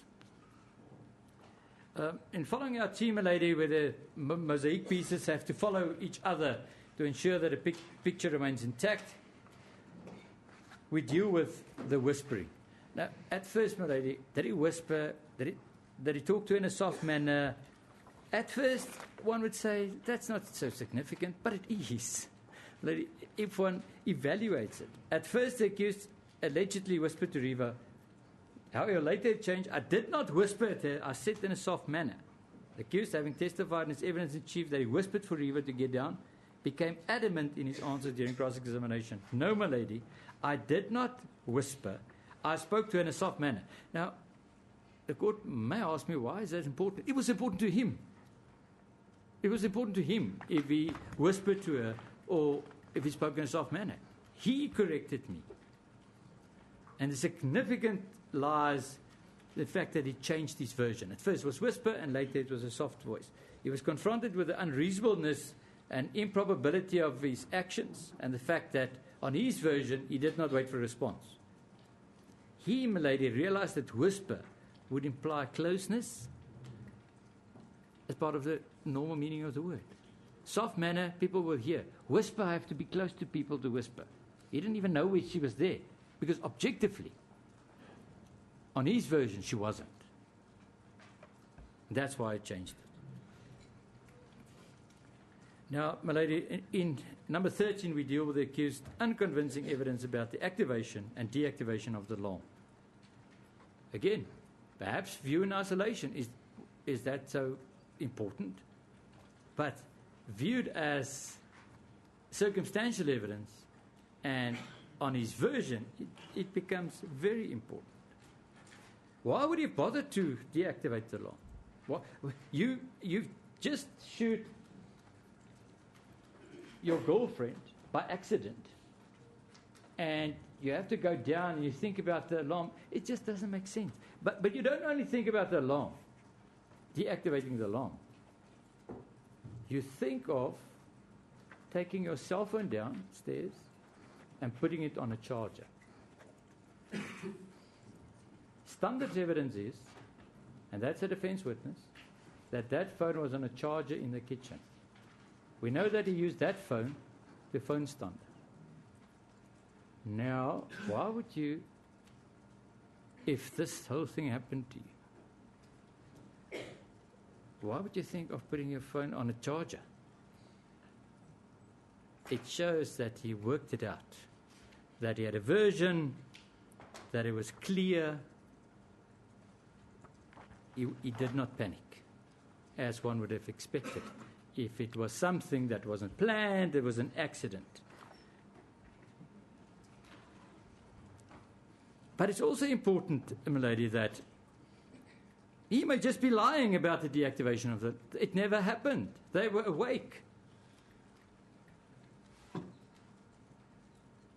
That's why he could walk out. He knew the alarm wasn't on. They were awake. They had discussions, an argument that was overheard by Mrs. van der Merwe. And that's why it's very important. And also the way it happened. At first, he said, I deactivated my alarm just before I left my room to go to open the front door. Pressed, he said, nah, I'm making an inference. He cannot even tell the court when he deactivated this alarm, because that alarm was never on. Why would you, let's just think, he's now by accident killed Reeva. Think of deactivating the alarm, finding the alarm, deactivating the alarm, taking his phone, thinking that I have to put this phone on a charger. But my lady, what's important about the charger is that charger is downstairs. When he carried it down the stairs, Carice, I think her surname is now Viljoen. Carice Viljoen walked in, and she and him then attended to the deceased. He never had an opportunity there to put the phone on a charger. The only reasonable inference is that somewhere between him taking her down and shooting her, he must have put the phone on a charger. Why would you do that? Lady. Was Mr. Nell, was he ever asked at what point or at what time he put that cell on the charger? He was never asked, my lady. Yes. The people that were asked were Stander and Viljoen. Viljoen, Standard's evidence is that he testified that the phone was on a charger in the kitchen, and Viljoen said that she made phone calls to the Varis, and she can remember being in the kitchen when they made the phone calls. The accused himself wasn't asked. But the objective fact is that it was there. At least we know the following. Stander said the phone was on the charger. Viljoen said she made calls from that phone in the kitchen area. Stander said it was on the charger in the kitchen area. But when he was pressed on the issue of the alarm, he then said, I'm tired, my lady. It's just because he couldn't answer it. Just because he couldn't answer it. My lady, then we say, the court will reject his version as improbable, untruthful, and at very least not reasonably possibly true, measured against objective facts of the crime scene discovered on the morning of 14 February.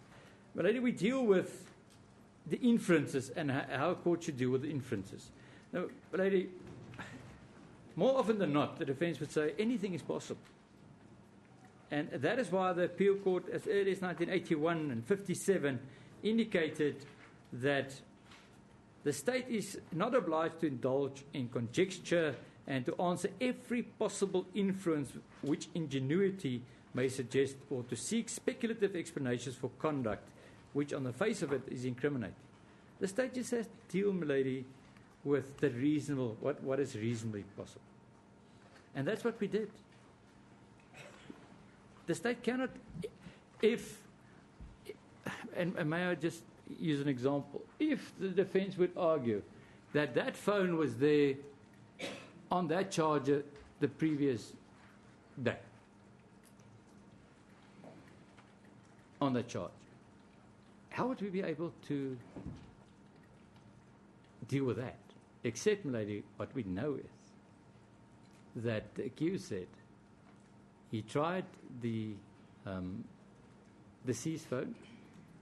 He couldn't make a call. He then went back to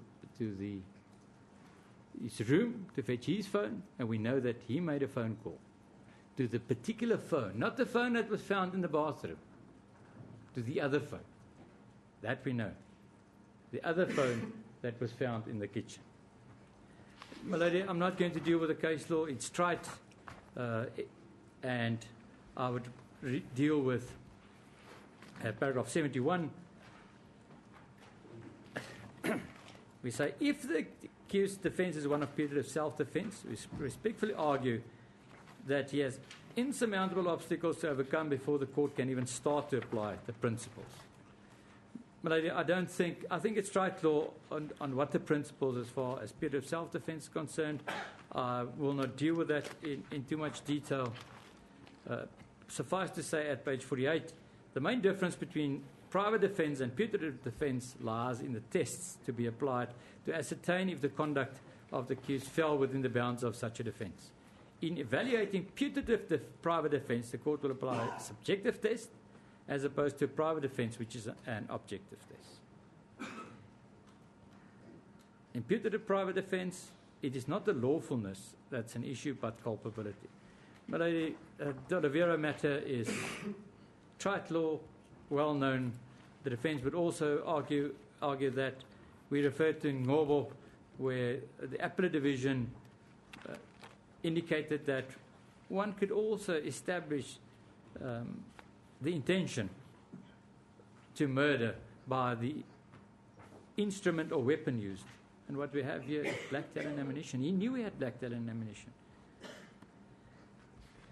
My lady, at paragraph 72, we say, objectively evaluated, there was no imminent attack on the accused. And even the defense would accept that. There was no attack. Subjectively evaluated, the accused failed to describe the perceived imminent attack as something tangible. In terms of private defense, we just deal with private defense. What was the perceived imminent attack? There's nothing tangible. It's not the door making a sound. It's not the door handle opening. At most, it's a sound. The perceived imminent attack was nothing more, on his version, than a sound. The door was locked. There was no evidence that there was even an attempt to open the door from within the toilet cubicle. We made this point earlier, paragraph 74. It's our submission that the court would first need to accept the accused's version as a reasonable, possibly true, before the court can commence with evaluating the defense. On our argument, the accused acted so unreasonably that his version could never be accepted as reasonably possibly true. But even in the event that the court would accept the accused version, it is submitted with respect that he cannot escape a finding that he acted with dolus eventualis by arming himself, whilst approaching the danger, foreseeing the possibility that he may shoot and kill someone, reconciled him with this possibility by going on and then firing through the door. Can we just 9 to 15, page 1769.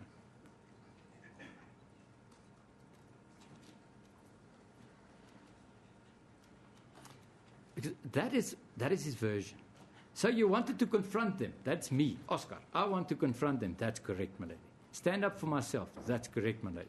If I see, I will shoot them. That's not what I said, man. But is that not an inference? I wanted to go confront these robbers. That's correct, my lord. And you did that by firing. That's correct, my lady. That's what I wanted to do. That dolus eventualis just there. I go there. I foresee the possibility that I arm myself. I go there. I foresee the possibility that I may have to shoot somebody. I did.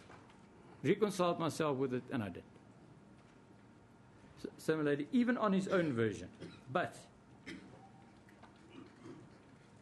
we say paragraph 76 that we just argued sets out the best case scenario for the accused. The irresistible inference is that even on his own version, he stood in front of the door and with orders directors 5 shots at the door with the intention to kill. Milady, there's argument by the defense saying that our case is one of aberratio ictus, but it's not. It's error in objecto, error in personam. It's not the missing of the blow. It's the intention to shoot whoever's in that bathroom. If it turns out to be a Reeva and not a robber, my intention was to shoot a person in that bathroom. It's not deflecting of a blow. I agree. I've read the defense heads. They deal with aberratio ictus. Then in the last paragraph they say what one should do, one should just apply the normal principles of dolus eventualis, and if it was foreseeable that you may hit that particular person. But that's aberratio ictus. That is deflecting of the blow. What we have here is error in objecto. I know there is a person, a human being behind that door. I want to shoot and kill that human being. I do so. The mere fact that it later turns out to be Reeva and not an intruder is of no consequence. Lady, I deal with it at our conclusion, and I refer to Snyman, where Snyman discusses this in so many words as I've done now. We say perhaps the most damning aspect of the accused's evidence is his ability to back up his defense by admitting that he fired. Yes, in terms of private defense, my lady, a putative private defense, he has to admit that he fired with the intention to kill or hurt the persons he allegedly perceived to be attacking him. Without him admitting that I shot to kill because I perceived an attack and I acted in terms of that perception, he cannot succeed on putative private defense.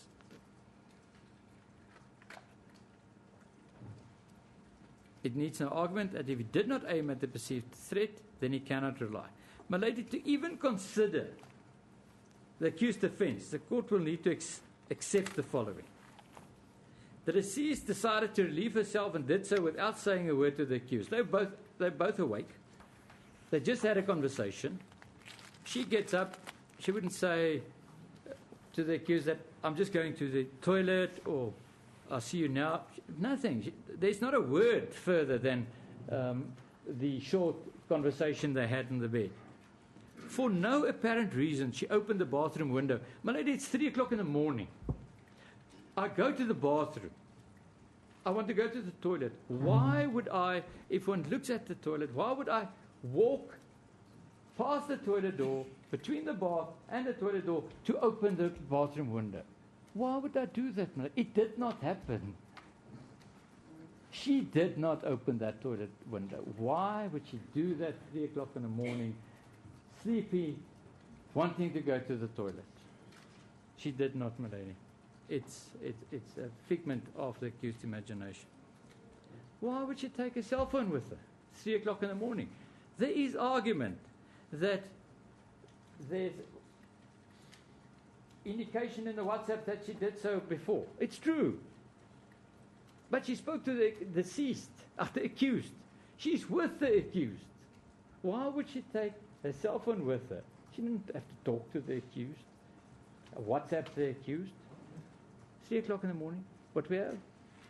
Without a word, she goes there. For no apparent reason, she opens the bathroom window. For no apparent reason, she takes her cell phone with her. Then, he's standing in front of her, in the bathroom. He's shouting her name.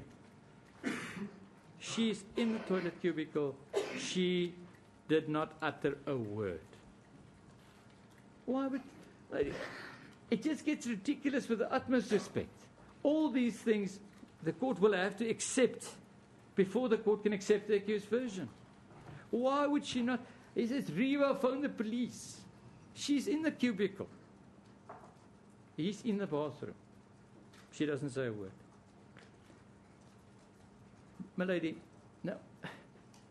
For her, well, firstly, she got up from the toilet, or she was finished, or whatever. But she had to, my lady, got up and close that door. Because if that door is open and you're on that toilet seat, it opens this way, my lady. The toilet seat is there. You have to get up if it's open enough for you to go in. So she had to do that. So she had to get up, and on his version, she slammed the door shut. Because that's the second startle. We have to get to startles. And she was dressed. She didn't hide behind a wall, or she was standing with a right hip at A. She's standing right in front of the door. But she's not hiding. She's not scared of an intruder or scared of the accused shouting. She's talking to him. It's not as if she thinks there's something wrong. She knows that the person that's a danger is standing in front of her. My lady, I think it's of utmost importance to be able to see the door and to realize that where A is her right hip. She is right in front of that door, in the middle of that door. That's not what a scared person would do, my lady. That's scared of an intruder.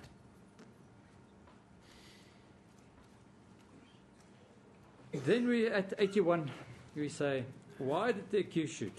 There is evidence in chief, he testified.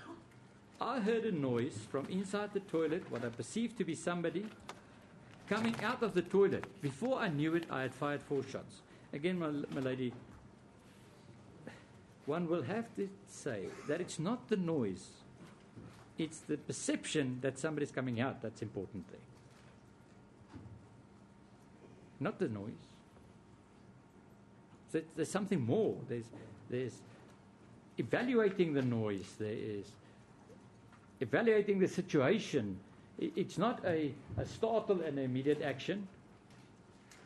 During bail application, I heard movement inside the toilet. I felt trapped. I fired 4 shots. The accused version that he never intended to shoot anyone destroys any reliance or hope of success on a defense of private defense. We will mention a few of the accused contradictory versions. He said, I never intended to shoot anyone. I got a fright from a noise. I did not shoot at anyone. I did not intend to shoot at anyone. At someone, I shot out of fear. But you know, if we go through this, the second defense, there are 2 defenses that the accused want to sit on 2 chairs at the same time. Now, chair 2, the putative private defense, is just shot down by himself. If he did not intend to shoot at the perceived threat, he cannot even look at the other chair and definitely not sit on it.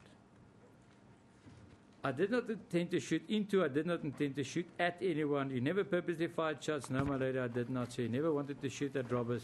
Then it changed. What I fired at, what I perceived as a intruder coming out to attack me. My lady, his vacillation between I never wanted to and I want to, the court can make nothing with it except reject it. Reject it based on the scene, based on the fact that he cannot indicate to the court why he shot. He gave too many versions. The court cannot rely on it. The court will have to look at the circumstantial evidence and the objective facts. Now, my lady, we anticipated when we wrote the heads that the defense may argue that the court should accept the evidence of Professor Derman about the third startle. But there are 2 hurdles there, my lady. The first hurdle would be to convince the court that there was a noise. That's the first hurdle. The second one would be to explain the noise. On Derman's evidence, it was the noise of a magazine rack. The accused said something else. He said it sounded like wood moving. But he thought it was a door opening. He said, I heard a noise from inside the bathroom, which I thought or perceived as someone coming out to attack me. It's not him acting on a startle. It's him hearing a noise, thinking about the noise, evaluating the noise, and then acting in terms of that. It's a thought or a perception. It's not only a startle. Then later he said, during his evidence, the accused adapted his version by means of a reconstruction to indicate it sounded like the magazine rack was moving. But that was a reconstruction, he said. In retrospect, it could have been the only thing I heard in the bathroom. It was the only loose object in the bathroom. Derman accepted that immediately as the truth. It wasn't the door, it wasn't movement, it wasn't the click of a door, it was the magazine rack moving. He accepted it, and he never asked what he thought about it. He was just happy to get a sound. The accused indicated to the court that it was not the sound that made him fire a shot, but because I thought the door was opening. Just there. Page 1914, lines 1 to 4.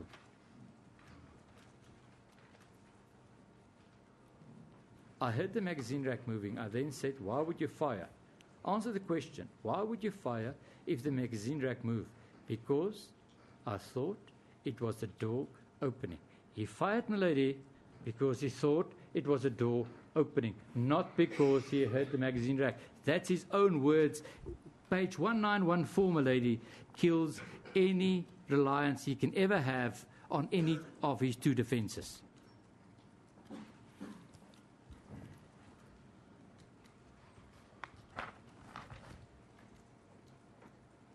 We have earlier dealt with Professor Derman's biased and unconvincing explanation for his remark, which he subsequently believes to have been the magazine rack.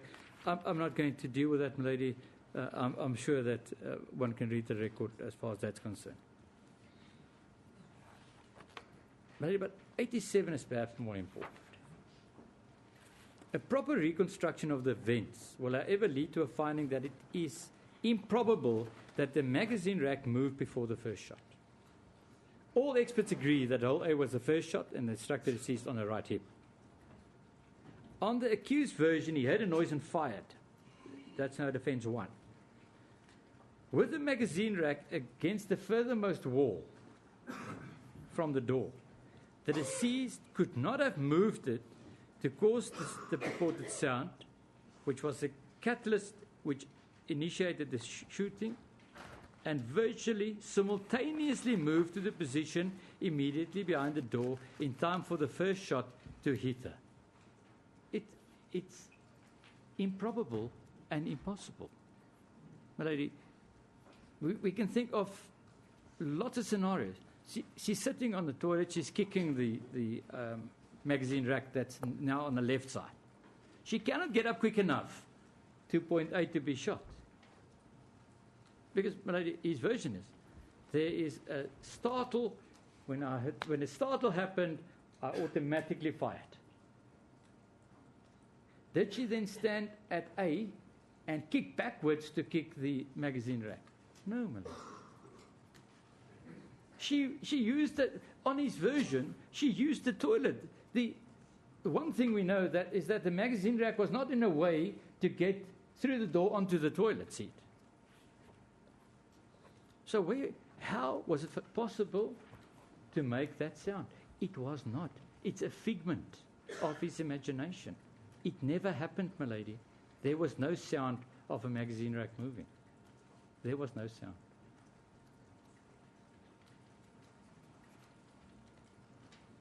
The accused was so intent on tailoring a version that he even attempted to convince the court that the movement was a magazine rack and the door opening was an inference. He then changed from it's a reconstruction to no, it was the magazine rack. My lady,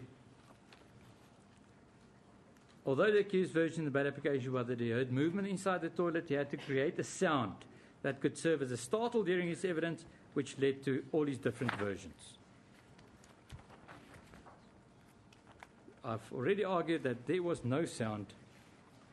My lady, in 92, we deal with the same principle. but it's so important that we do it again.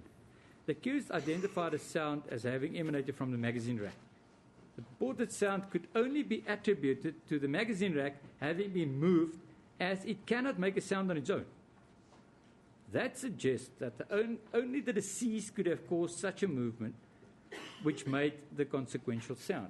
She was the only person there. The accused version is that they fired immediately upon hearing the sound. At that stage, the deceased was standing upright and facing the door, which was directly in front of her. The magazine rack was not in her proximity, and it's therefore physically impossible for her to have caused the movement which would create any sound before the first shot. Whilst I'm here, we're dealing with the magazine rack. The accused placed the magazine rack when he entered in the corner right behind the door, furthermost corner from the toilet seat. If you stand in the door of the toilet in the right-hand corner, that's where he placed it. Now, in paragraph 29 of the defense heads, I'm not sure if they say that he was incorrect, but I think they do.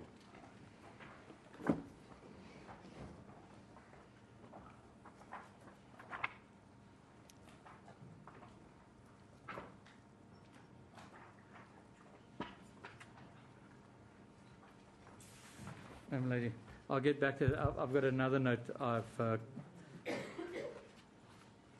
made a wrong note here. I apologize.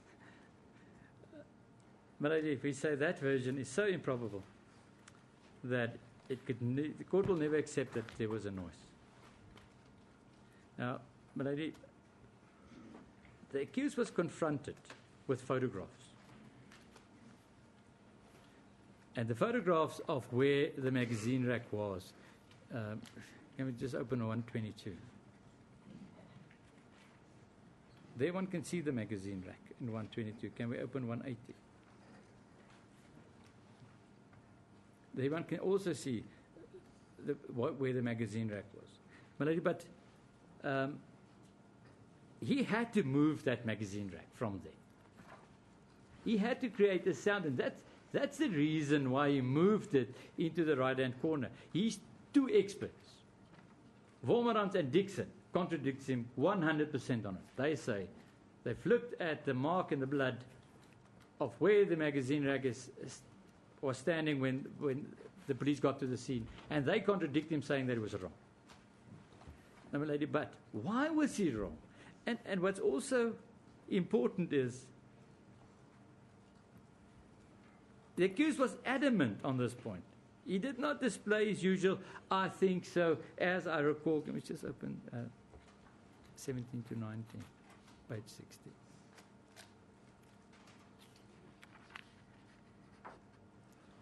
You in fact heard the magazine rack, but changed your aim to go. My lady, the magazine rack was not found where C and D was. It was found in the corner of the toilet.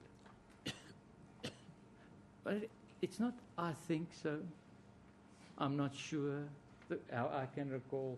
He was convinced that it was in the right-hand corner of the toilet.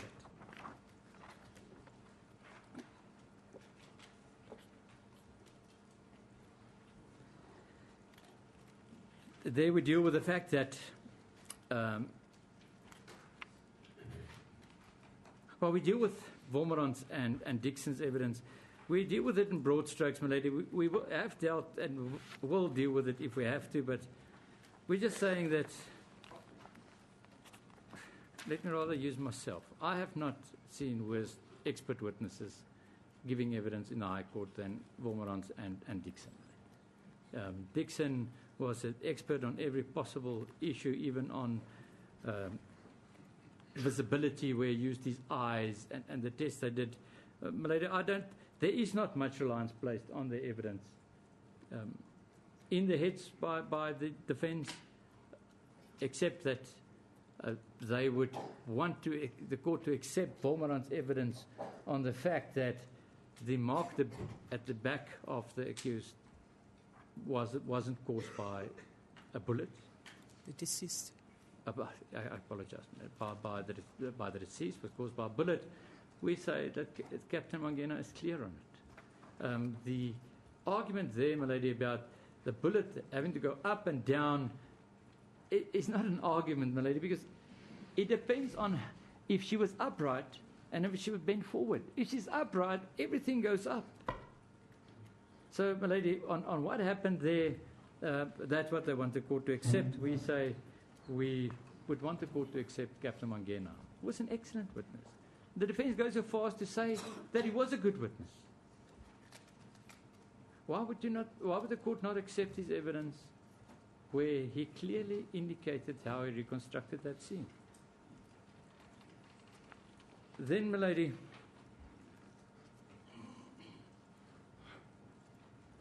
we argue that there was no sound, paragraph 96, we argue that there was no sound or startle. It was just the accused firing 4 shots through the door with the direct intention to kill. Furthermore, if we accept that the accused shouted at someone to get out of his house, prior to the shooting, as he demonstrated with vigor, replete with profanity to the court, we submit that the accused was in fact shouting at the deceased. May I pause, my lady, just to deal with 4 shots? We may have had more difficulty in arguing what we're arguing if the accused emptied his firearm into the door and into the bathroom everywhere. He just started firing and never stopped. But we don't have that. We have 4 well-grouped shots by the accused. Somebody that's in control, not somebody that's not in control. He wants the court to believe that he acted automatically, didn't know what he was doing when he heard the sound. It was exaggerated startle, and he just fired. He didn't, Marie. There's 4 shots, grouped shots. And the angle would indicate, my lady, that it's all aimed at the toilet bowl. And, my lady, if she was standing at A, with the right hip at A, that's where he aimed. That's where he shot her the first time. Which makes it irresistible to infer that he knew where she was standing because she spoke to him. That's why he shot where A is. And then carry on with B, C, and D.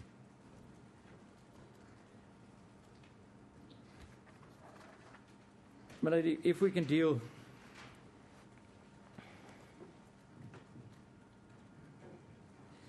My lady, we just deal with the one aspect at page 62, where the accused testified how he shouted at the people to get out of his house and then got all emotional. And we asked him, why are you emotional now? It wasn't evidence about him shooting the deceased or seeing the deceased. It's him saying, I walked down the passage and I shot, excuse me.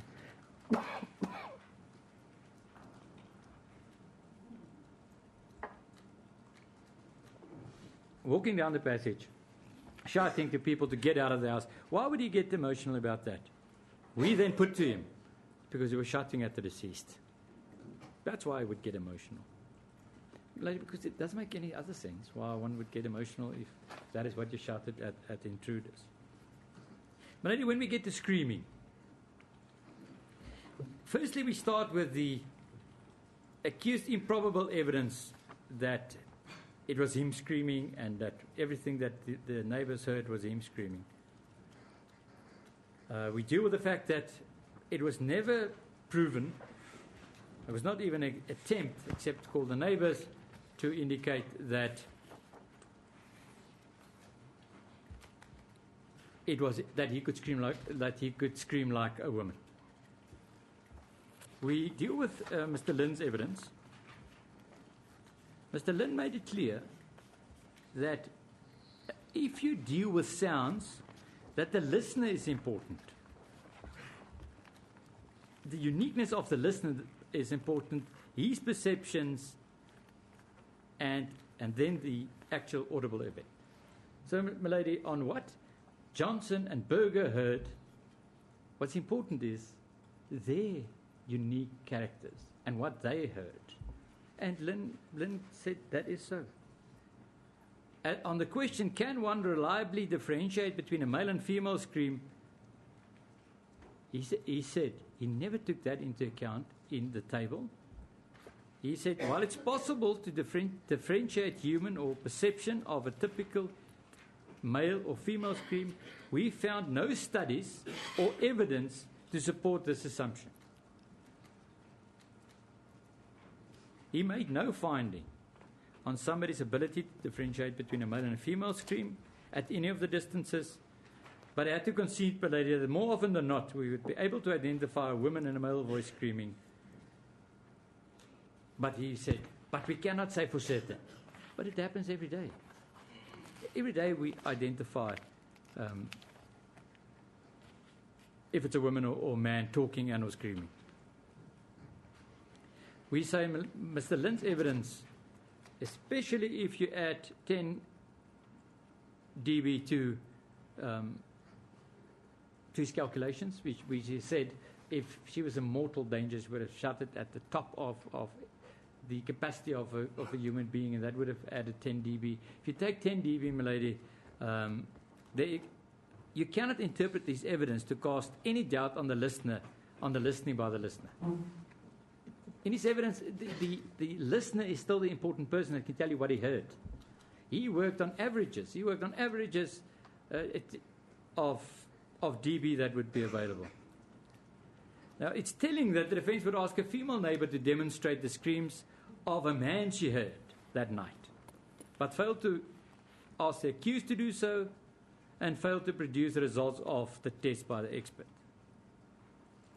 They also inexplicably failed to confront the witnesses with a recording of the accused screaming like a woman. But we dealt with that, lady. I'm not going to deal with it again. It is significant, though, that on the accused version, he has to explain the sounds and the screaming. He has to testify that he screamed whilst breaking down the door. Now, he would scream whilst breaking down the door, and then he would see her lying in a pool of blood. But he would stop screaming. His evidence is he never screamed after he saw her lying there. Now, my lady, normal human behavior would dictate that if you see your loved one lying in a pool of blood and you just caused it and you've screamed before, that you screamed more than ever. But he didn't. He had to stop because that's when the deceased stopped, when she was killed. So he had to tailor a version for him to stop because there were no other screams heard after the sound by Stipp, and Johnson or Berger.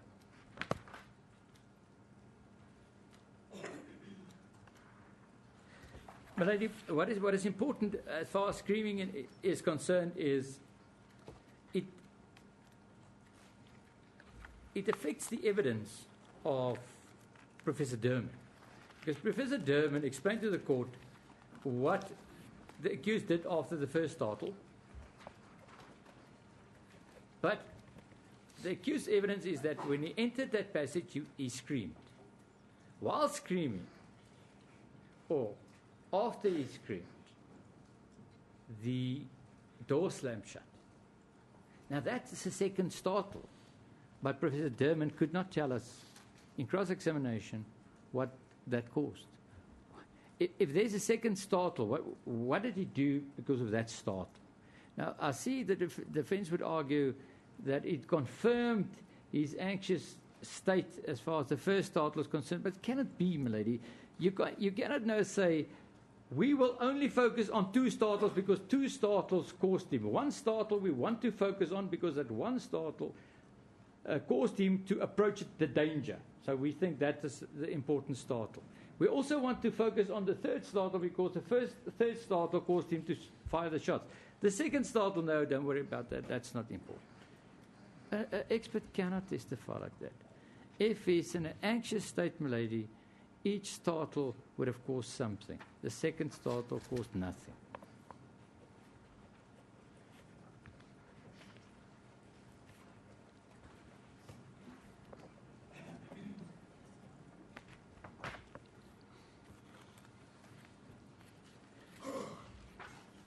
My lady, now, when talking about the sounds and the startles, I'm at paragraph 104, my lady. I'm trying to speed this up a bit. The Dermot testified, I cannot recall, my lady, may I ask the court just to make changes to my court reference? It's page 2967. 2967 instead of 2697? Yes, my lady. And below, my lady, it's 2968.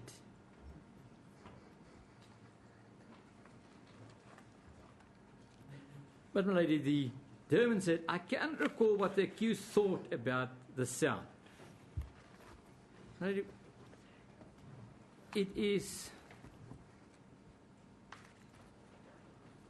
I'm looking for the correct word, my lady, but any proper expert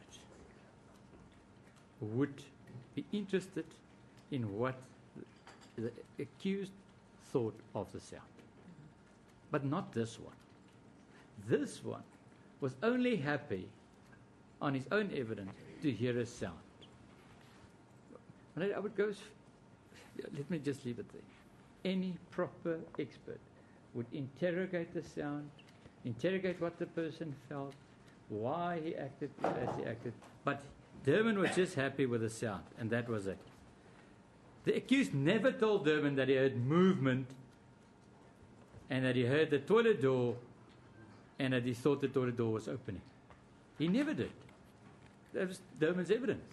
Why would there only be a focus on the sound and not the other sounds? It is just, with respect, biased, my lady, and selective. When he was cross-examined about the sounds, he said, my lady, we're dealing now with the expert that the defense would want the court to rely on. My memory is fuzzy on this. I think it's quite clear to the court that my memory is fuzzy on this.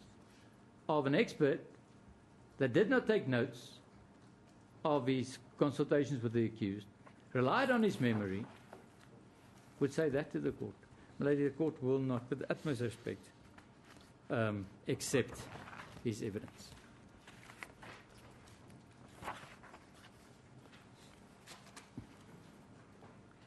We say at paragraph 108, my lady, the response to the second startle was not screaming. Because the accused already started screaming when he entered the passage. So, he in fact, the second startle on Derman's evidence that he gave had no effect. And, my lady, the second startle is, I heard a door slam, which could only be the toilet door, and for me it confirmed that there was a person or people inside the toilet. My lady, that startle did not create an exaggerated response. The second startle, he was still thinking, making inferences, deductions. It never caused anything, my lady. My lady, before we get to the state witnesses and screaming, we should perhaps just deal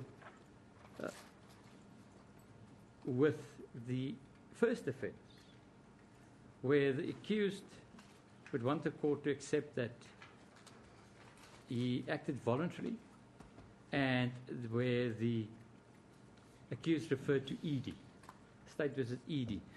May I refer the court to ED, and I have copies, I'll hand it up, S versus ED.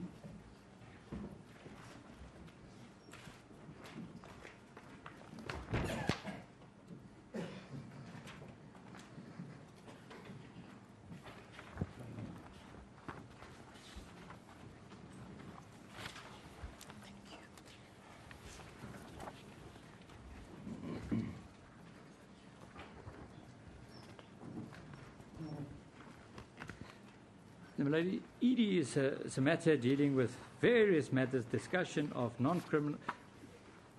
non-pathological criminal incapacity, and the defence would rely on ED. My lady, may I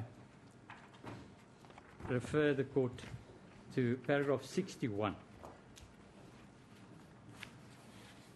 of ED, my lady.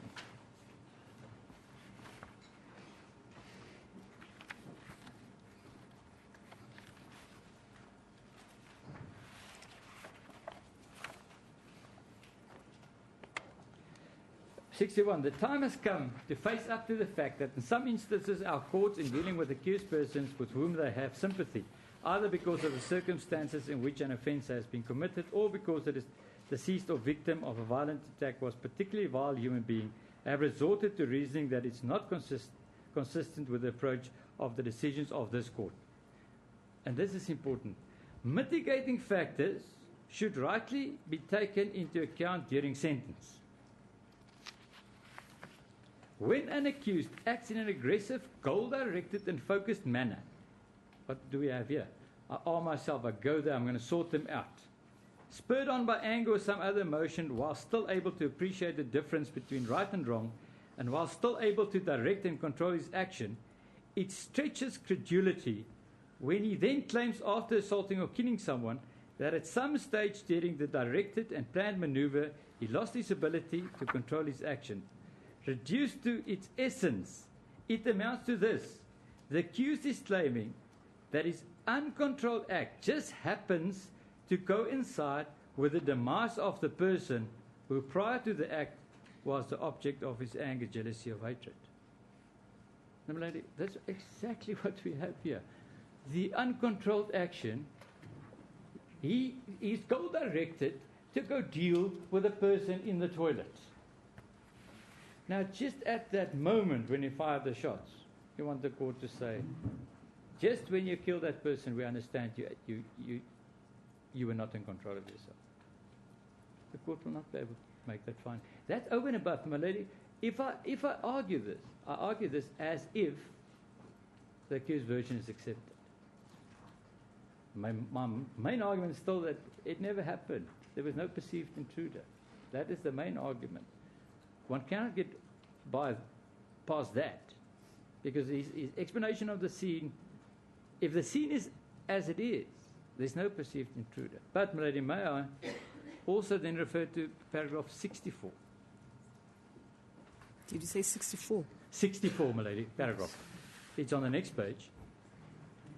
Part of the problem appears to me to be too ready acceptance of an accused ipse dixit concerning the state of mind. It appears to me to be justified to test the accused's evidence about his state of mind, not only against his prior or subsequent conduct, but also against the court's experience of human behavior and social interaction. Critics may describe this as a policy yielding to principle. In my view, it is an acceptable method for testing the veracity of an accused's evidence about his state of mind as a necessary break to prevent unwarranted extensions of this defence. And that's all in terms of his version that I would ask the court to do. He is goal-directed. He walks there. He's ready. He aims. He's so goal-directed that he keeps his eye on the window. He keeps his eye on the door. He keeps his eye on the window. He keeps his eye on the door. That's all goal-directed. But just in that moment when I fired the shot, please excuse me, I acted voluntary. My lady, paragraph 65, the last 4 lines. It is predictable that accused person will in numbers continue to persist that their cases must meet the test for non-pathological criminal incapacity. The law, if properly and consistently applied, will determine whether that claim is justified. And then the court deals with, I don't want to quote too big a portion of this case, my lady. May I also refer the court to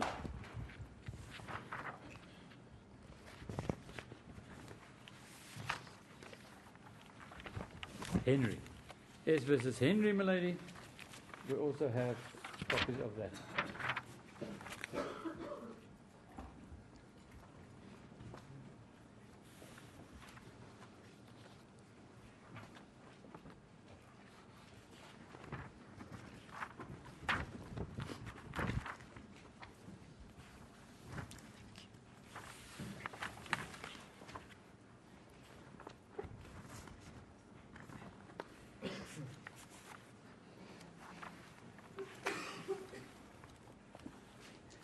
Lady, may I refer there? My page numbers were a bit cut off, and I don't know if the court's copy is exactly the same as mine. I want to refer to page 20, my lady.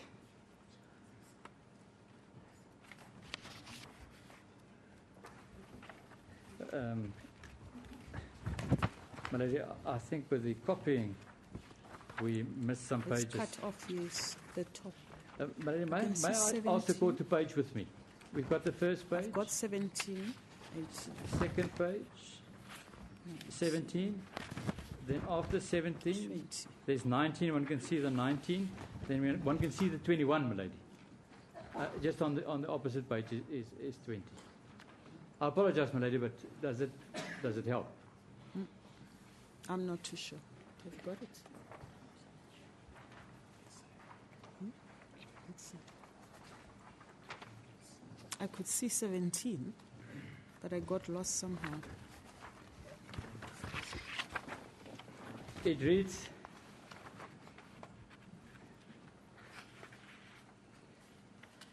but Yes, just read and see. Let's see. I want to deal with at sea. It has repeatedly emphasized in the past that defenses such as non-pathological automatism require to be carefully scrutinized. Yes, and I've there's a got reference that. to Potgieter. You got that? I apologize, my lady. I should have checked the page numbers. I didn't. No, it's fine. We can follow. By the very nature of things, the only person who can give direct evidence as to the level of consciousness of an accused person at the time of the commission of the alleged offence is the accused himself. Why I read this, level of consciousness. Now, if you act in an automatic state of mind, the courts would want a form of amnesia because it's not you. You're not in control of your actions. It says so against H. The task of the court is not to made easier by what was described in evidence as a relatively common occurrence of psychogenic amnesia versus subconscious repression of an unaccepted memory. While it would appear from the evidence to be generally accepted that automatism results in amnesia, it follows that the converse is not true. And, my lady, may I ask just to turn the page? If you turn the page, my lady, on the next page, left-hand side would be 22 and the right-hand page would be 23.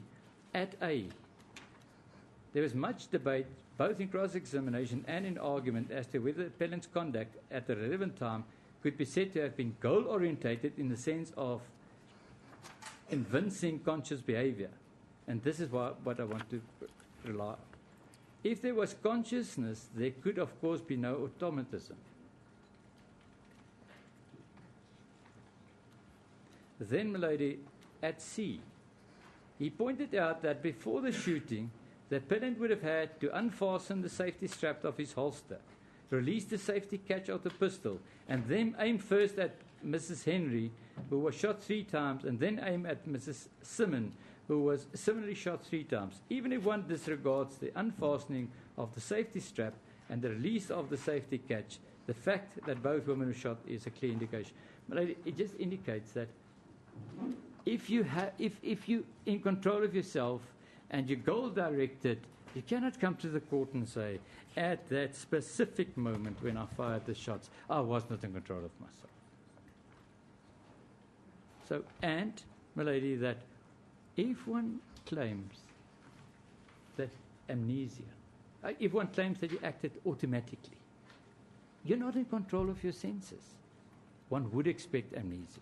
That's what the case law says, my lady. All these cases dealing with non-pathological criminal incapacity indeed does just that. My lady, may I then lastly refer to Potgieter.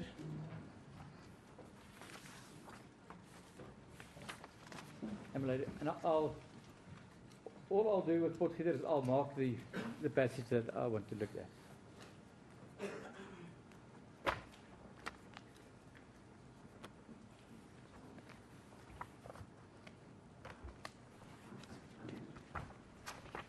It is page 73, my lady. I'm just looking for page 73.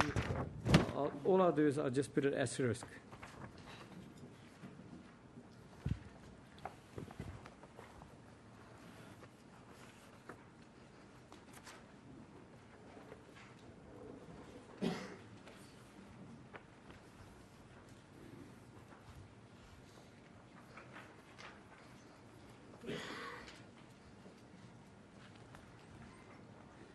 All I did, my lady, I just put an asterisk against the paragraph that I would want to refer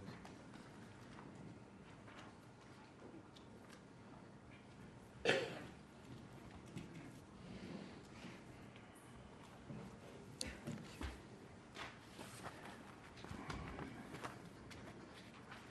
One could at length quote from any of these cases, my lady, but what I would like to quote at is at 73b.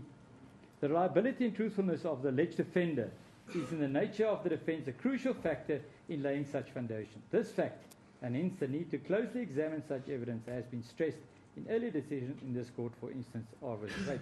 Lady, I'm just making the point that one would need a reasonably possible true version of what happened there to be able to even think of applying the principles of this defence. And that we don't have. That we don't have. But if I could then carry on and deal with the state witnesses and screaming, my lady. We anticipated that there will be argument that the state witnesses were not credible, and therefore we deal with the principles of credibility. My lady, it's trite. I would not go through all the case law in that, as far as credibility is concerned. We just want to,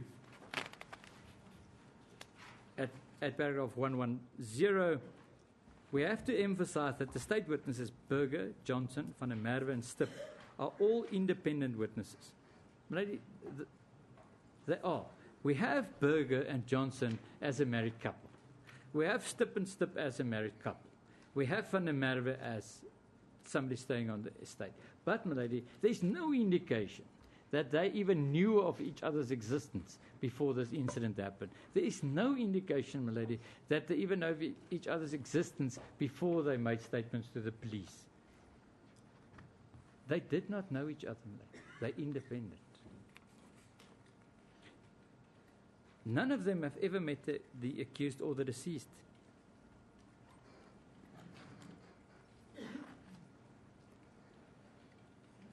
My lady, they've made statements independently, and the level of corroboration is exceptional.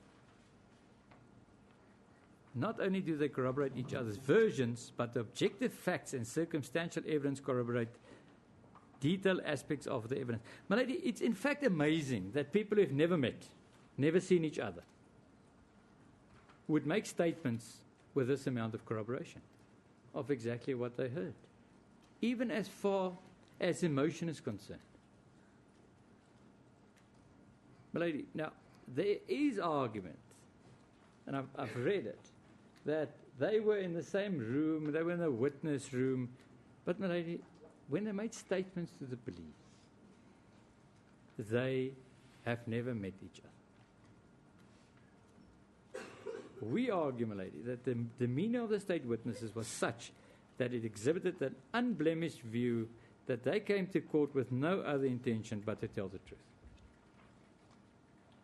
My lady, we argue that they remained steadfast during the evidence, regardless of counsel having put a different version to them in terms of he screams like a woman, a cricket bat sounds like a gun. they remain steadfast.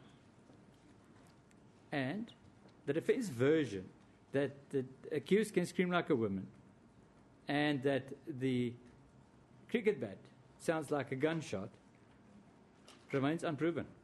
It wasn't proven at all, and thereby strengthening the evidence of the state witnesses. We deal again with what was put to Johnson, that no way that even standing on the balconies that you would be able to hear someone. But that's not a fact, my lady. Even Mr. Lynn contradicted that statement.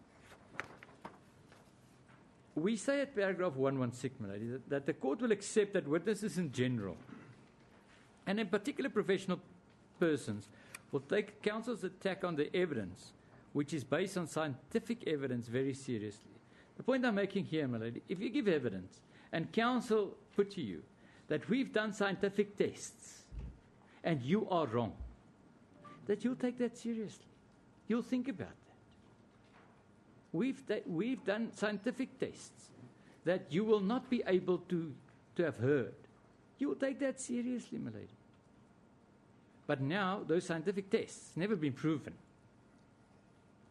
So, the fact that they remain steadfast is a guarantee of truthfulness. Nothing less than that. Then, my lady, what was also interesting is when Mr. Johnson was cross-examined about everything, what he heard, how many shots, and it then came out and he was given an opportunity to corroborate his version, because he was said he was lying, a recent fabrication. He was then able, my lady, to produce a document corroborating his evidence. He changed that document 3 times.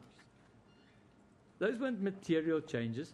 My lady, he said, English is not my first language. I wanted to have a professional document because I was sending it to an advocate, a learned advocate. Therefore, I changed it.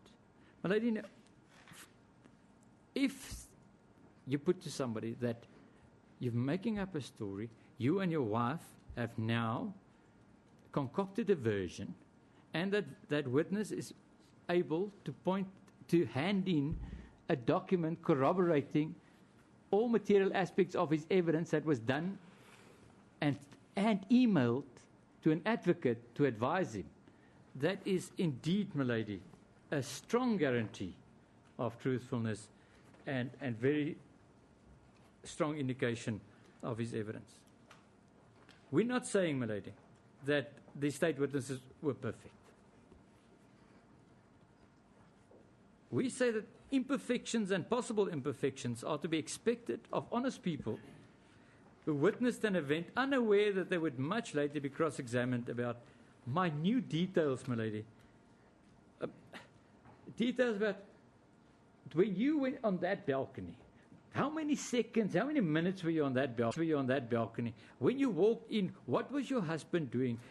My lady, minute detail. We think that they did brilliantly in answering all those questions. But the one thing that we have, my lady, is the imperfections and the contradictions at least indicate an absence of a conspiracy to concoct a version. But before I deal with paragraph 121, and I've now moved through my head, my lady, I see that it's 1. Shall we take the lunch adjournment, say, for half an hour, my lady?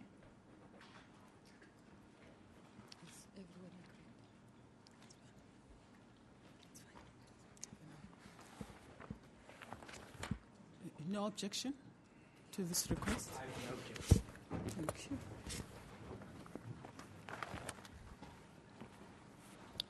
We'll take our half an hour.